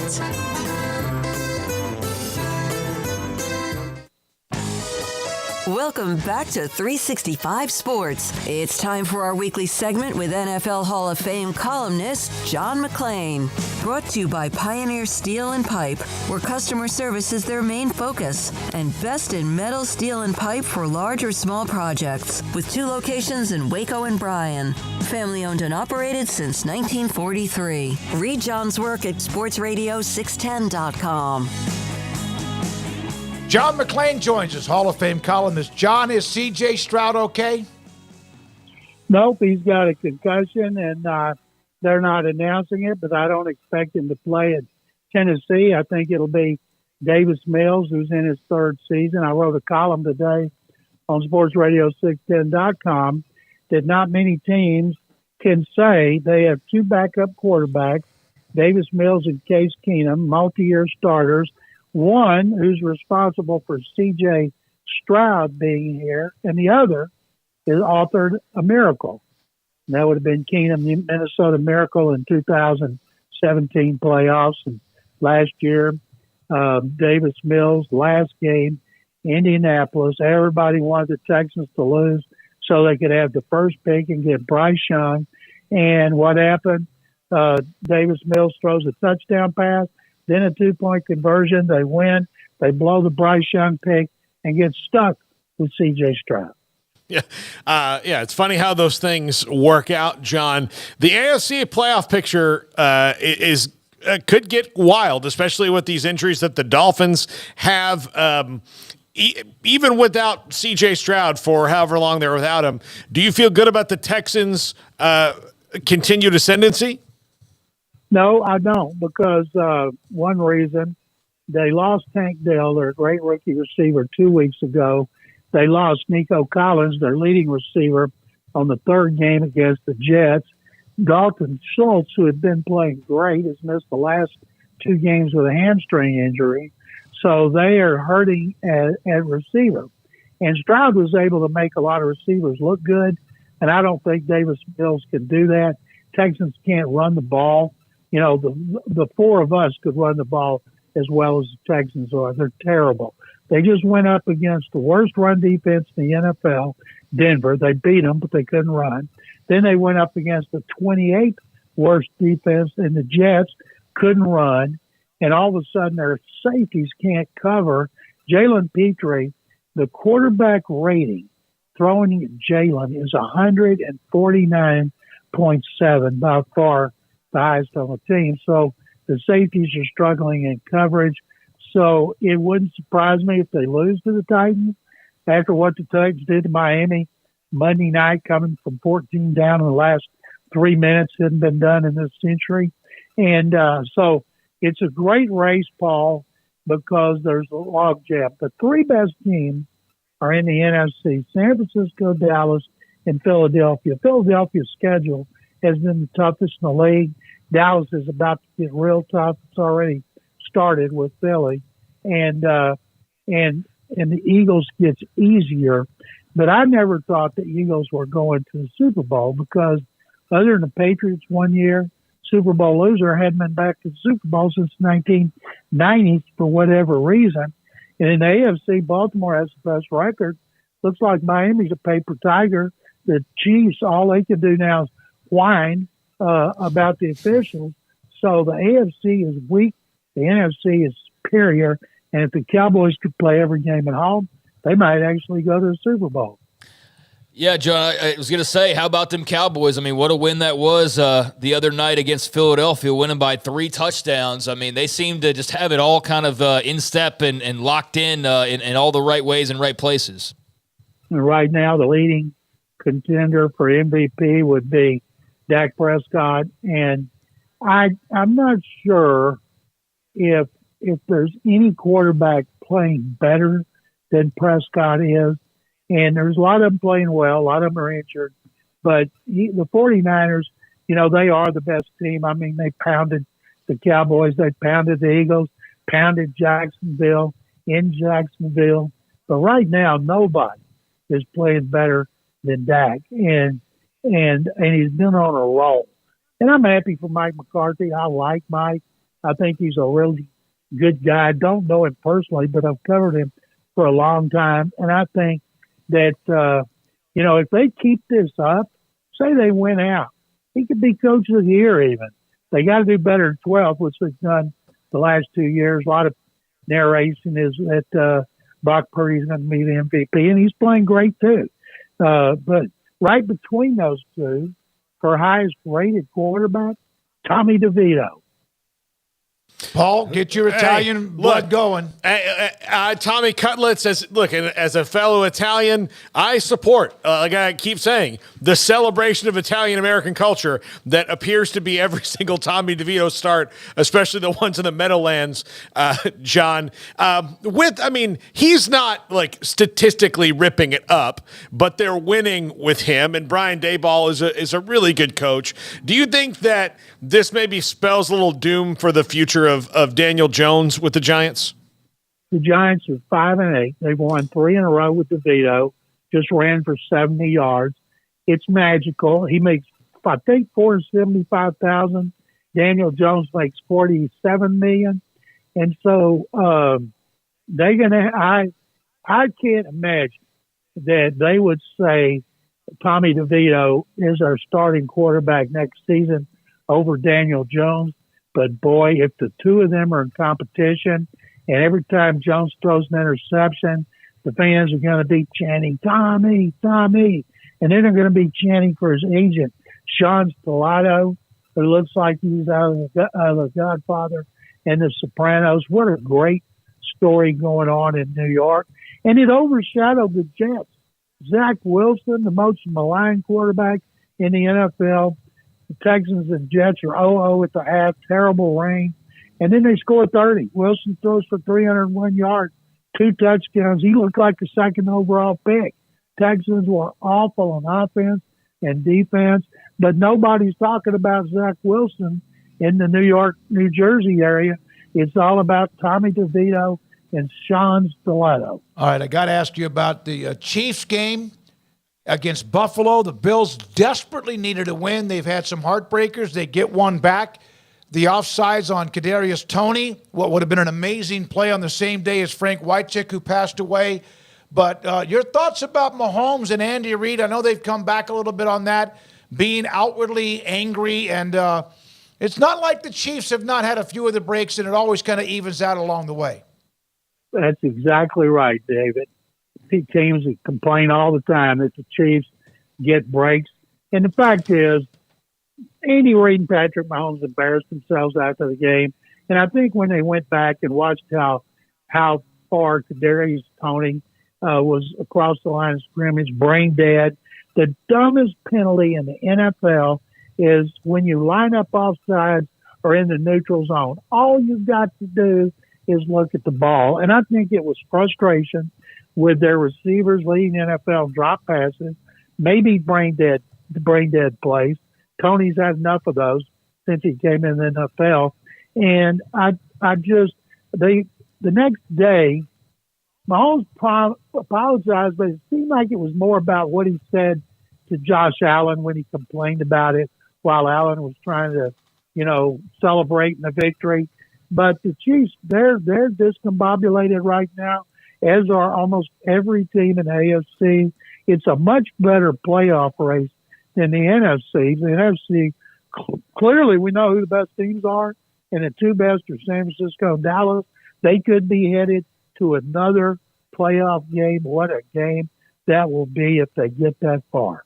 John, do you think Bill Belichick is going to get fired at the end of this year? I think what it would be, Paul, is they call it mutual parting of the ways. And then I could see a team like, say, Mark Davis and the Raiders giving him total control because they need a coach and a GM. Belichick, if he coaches, he's got to have total control. He's got to have some time to get his people in there. No way he's going to work for David Tepper at Carolina, who gets involved in everything. Most coaches would like to go to the Chargers because they got so much talent, including the franchise quarterback in Justin Herbert, who's out for the season. So I think he'll have options, but it wouldn't surprise me if he doesn't end up with the Raiders. John, thank you. Appreciate Thank you, guys. Time. Second Bears. John McClain, Sports Radio 610 Hall of Fame columnist with us most every Tuesdays around 5:30. And by the way, tonight at 10:30, every weeknight at 10:30, it's 365 Sports Tonight on the local CW and presented by GXG, the Baylor Collective and NIL. Go to BaylorBears.com/GXG for more information. All right, you want some breaking Big 12 news? I do. You don't want to know this. You don't want to know this. It's not really, on the field or anything like that, but it's just random, totally random. Apparently, there's been a scheduling conflict that will interfere with Big 12 media days the next couple of years. And so, according to Brett McMurphy, Big 12 football media days in 24 and 25 is moving to Las Vegas. They are considering the Sphere, Allegiant Stadium, or an MGM property. So they haven't finalized where that will actually be, but either Allegiant, where the Raiders play, the Sphere, which is the new, just everybody's raving about that. Yeah, U2 is playing there. Yeah, U2 is playing there, but it's like the cutting edge technology of buildings. It's an amazing thing to see just through the internet, much less actually be there. So that's an option, or an MGM property. But yeah, Big 12 football media days starting this summer is moving to Las Vegas. So yeah, that was completely out of nowhere. All of a sudden, Garrett's like, let's go to Big 12 Media Days. Oh, I'm down. I mean, I'll tell you what, I had my fill of Arlington. It's a great spot. It's a great location. But, I mean, outside of the stadium, it's still, they've done a lot of work, like Texas Live. But I've been there a lot of times, Yeah, Vegas is a little bit of a different animal. I'm seeing a lot of reaction, like there's just haters everywhere. Like, how could you hate on a media day announcement of where the location is going to be when it's Las Vegas? Like, you're just trying to hate at this point. But, I mean, that plays into, the going out west, I suppose. I mean, it's random, like I said, but I don't think there's going to be a lot of reporters that are complaining about it. No, absolutely not. Here's what's going to happen. They're going to be like, Coach, what do you think about your offensive line? You know what? I quit caring. I'm leaving. Yeah. I got tickets to U2. They're coming up here later tonight. We need to get cleared out. No, man. There's a few Oklahoma reporters like, oh, really? Like, it's like the moment. But they'll be in Texas, right? The SEC's got Texas. They got Dallas and downtown at the, what's that place? The Big Omni? 12. Yeah, the Omni. Yeah, okay. They got the Omni. So here's the thing. Media Days is fun, and we have good shows there and all, but as an event, like, when you're done, you just go, like in Arlington, and again, no offense to Arlington, Texas, but you just kind of go over to Texas Live, which is a Monday or Tuesday, so nothing's going on there. The Rangers are usually out of town. Yeah, it was the All-Star break this year, so not only were they could have been out of town, they weren't playing at all. So, you just kind of, go have a meal and a couple of beers, and then you're done. You're back in a Holiday Inn right now. Get online and get us an Airbnb. And while you're at it, see if there's one in February for the Super Bowl too. Just for the hell of it. I did see somebody rightfully point out that, but I don't know. I don't double check this or not. But like the nearest Big 12 school is like 300 miles away. Yeah. Who cares? Yeah, who the hell cares? I mean, honestly, I'm not thinking about like if it makes sense or not. I'm thinking AT&T Stadium for the umpteenth time or Las Vegas. It's a pretty easy decision for me, and I'd imagine it will be for a lot of media. And I would think too that the players that come along and the coaches maybe have a little bit more to worry about now. Yeah. But for most, it's just a day in and day out anyways. But there was a scheduling conflict, so that's why this is happening. Otherwise, I would imagine they would have stayed how they were, but no finalization on the actual site, but either the Sphere, Allegiant Stadium, or an MGM property. So there you go. Right, your market, ladies and gentlemen. Moving to Big 12 Media Days to Las Vegas. Unbelievable. Yeah. I know we have to go, but you were bringing up the television numbers throughout the year. Of all the SEC games, and there were 8 games that drew 7 million or more, one of those games was Texas-Alabama, which could be considered one. That was the 5th highest rated SEC game. But I didn't realize Alabama's Georgia almost doubled Florida State LSU. Obviously, a lot on the line for both of those games. Nearly doubled Alabama, Auburn, LSU, Alabama, Texas, Alabama, and even Tennessee, Alabama. But Alabama's listed 6 times among the highest 8 games watched. So what you're telling me, is that Florida State in the first game of the season playing against an SEC team. Had the second highest number of a game involving an SEC team. So again, another reason not to exclude them from this because people watch their ass on TV. Yep, absolutely. And again, the highest of all was the Ohio State-Michigan game at the end of the year. All right, when we come back, Paul Catalina at his top 5. It's time for Paul Catalina's Top 5, brought to you by Texas Beef House. Where's the best beef in Texas? Your house when you order from Texas Beef House. Unleash the flavor of Texas-raised Wagyu. From our pasture to your plate, TexasBeefHouse.com. Top 5 under the radar portal moves so far. Only one of these is a quarterback.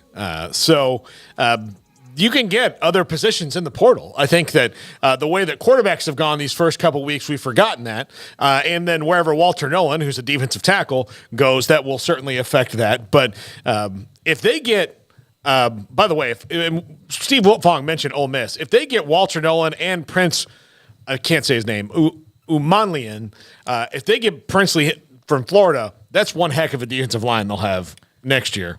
Yeah, you might want to just do the whole Prince U or DJU type of a thing there. Uman Milan is how I heard it at one point in time, and that's what always stuck with me, but I don't even know how accurate that is, to be perfectly honest with Princely you. Doesn't he have a brother that is at Nebraska? I seem to recall there was another Uman Milan but I thought that it was around. Texas I kid, thought the yeah. Baylor was from recruiting Texas. him. He's from Texas. Pretty good player. So I don't know. Yeah. I don't know. But top 5 under the radar portal moves so far. Number 5, linebacker Leon Lowry left Syracuse and went to Wisconsin. You should read about this. It's a pretty interesting story. He committed, decommitted, and recommitted in like a 72-hour, like even less than that period, with what was going on there. But one of the better linebackers in the ACC this year, Leon Lowry. But again, got lost in the shuffle there at Syracuse. They make a coaching change. Fran Brown, it's going to happen no matter if you like the new guy or not. Guys are going to get in the portal and see what they can do. But Wisconsin, under Luke Fickell, has been very active in the portal, and he probably needs to get some of his attitude there. And Luke Fickell's teams at Cincinnati, as we know, were very physical and go get you. Luke Fickell was a linebacker at Ohio State. So not surprising that one of his first big portal moves of this year, before he got Tyler Van Dyke today, was getting a linebacker like Leon Lowry, who should translate well into that system for the Badgers. Yeah, I mean, he had an offer from Baylor, according to the report about him. Also Houston, Wisconsin, Oregon State, Georgia Tech, Cal, also among the offers that he got there initially. He's got great size. I mean, edge rushers. I mean, that's like wide receivers right now. Everybody's wanting one, or offensive linemen, right? But yeah, that was a very odd sort of 48 hours for him, and the decommit pledge again. But he eventually got jump around going, so he landed at Wisconsin in the long run, and they had to sweat it a little bit, I suppose, or kind of scratch their heads, but they still got him in the long run. So Dino Babers leaves. I think Fran Brown would probably be a great coach to play for, but I don't blame the guy for looking around. And so, that's a good get for the Badgers. One of the first big ones for Mike Elko at Texas A&M here at number 4, Will Lee, the cornerback from Kansas State. Look, if I can get players who've played for Chris Kleiman to come play for me, I kind of want to do that because they know how to play in a tough guy system, because that's what Chris Kleiman is. And Mike Elko certainly knows his defensive talent well there. And this is a guy, not a whole lot of picks, but really good. I mean, he's got a few. He's not going to – his stat sheet's probably not going to knock you over, but a really good cover corner, a position at A&M that they were they had Tony Grimes that got out of the portal this year, and a couple other people that didn't really work out as well as they would have wanted to. But, of course, nothing worked out for A&M the way they wanted it to. But this is a really interesting signing for the Aggies and at a position of great need. Willie. I wonder how intentional that was. Willie 3. Yeah. Willie 3. Like how that kind of rolls off the tongue. But he's already out there recruiting. I saw he sent out a tweet to Jamori Macklin, who is a fantastic wide receiver from North Texas that's in the portal right now and getting a lot of attention. He also sent one to Kobe Savage, who is transferring, obviously, as well, as we talked about a little bit yesterday from Kansas State. So he's already put in the recruiting in just the hours since he made his announcement. He's got great size and is a good player. So, yeah, it seems like it's already paying dividends for the Aggies. And Mike Elko knows defense, so he's going to play for a guy who knows what he's doing. Yeah, absolutely. Number 3, Bo Collins and Chris Mitchell on their way to Notre Dame. Chris Mitchell from FIU and Bo Collins from Clemson. If you heard Mike Frank early in the show, these were key additions to landing Riley Leonard because that room needed to be refreshed. Look, Bo Collins is a good wide receiver, a steady wide receiver, more of a possession guy. And look, the knock on Clemson was they didn't have those big DeAndre Hopkins, T. Higgins-like playmakers, Sammy Watkins, those dudes they used to have. But Bo Collins is a steady Eddie wide receiver, but something that Notre Dame didn't really have at all this year. And he's someone who can go get first downs for you, which is what you need. Now, Chris Mitchell, more of the big play guy. So you've got those two guys in the fold with some younger players that they really like. So now you've got some veteran presence in that offense at the skill position on the outside. This should really help the Irish get over that offensive hump a little bit. Now, granted, you asked about the offensive coordinator today, Craig. That's another big question to be answered. But now if he's got more weapons to work with, he'll probably call better plays.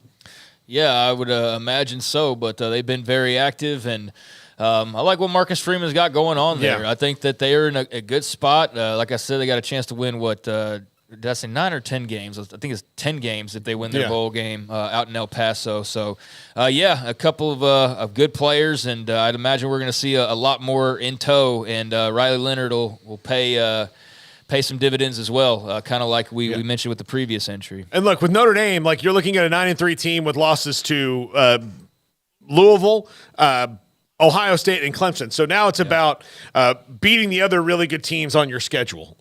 So they're good, not great, but like how you get great is beating those other teams with good records. Number 2, Georgia State running back Marcus Carroll on his way to Mizzou. This is a great signing for Mizzou to add another offensive weapon into the fold. He's been fantastic at Georgia State and steps into a Mizzou team under Eli Drinkwitz with Brady Cook at quarterback and Luther Burden and everything that got going on that's clearly on the rise.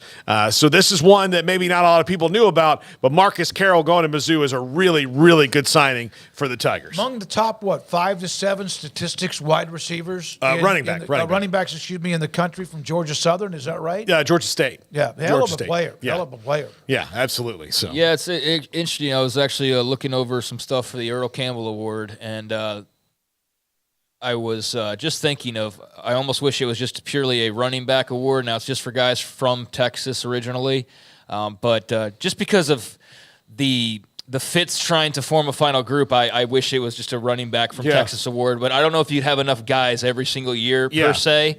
But this year, if you think about Ollie Gordon and Taj Brooks and Jonathan Brooks and Ashton Genty and Amani Bailey and Ishmael Mahdi, I mean, it's a Damian Martinez. Like, there's a dang good crop of Texas running backs out there. But that all goes back to Marcus Carroll's right there in the mix of all those guys who are up near the top of the rushing rankings. He had a really, really good year just nationally. Kamani Vidal from Detroit's another guy that was right up there. Cody Schrader from Missouri. But he's in that mix of the top guys in the country. So, he's taking a step up. But I think this is a really good pickup for Mizzou. Seems to have a lot of momentum right now. They've really kind of gotten their swagger back here over the last over this past season and a little bit before that, but it really feels like they're operating on all cylinders right now. Yeah, the transfer portal, I think, allows you to capitalize on that better than, like a high school recruiting class, because if you're on the way up and you've got some guys you can go add, like, hey, you can come and help us. We're good right now.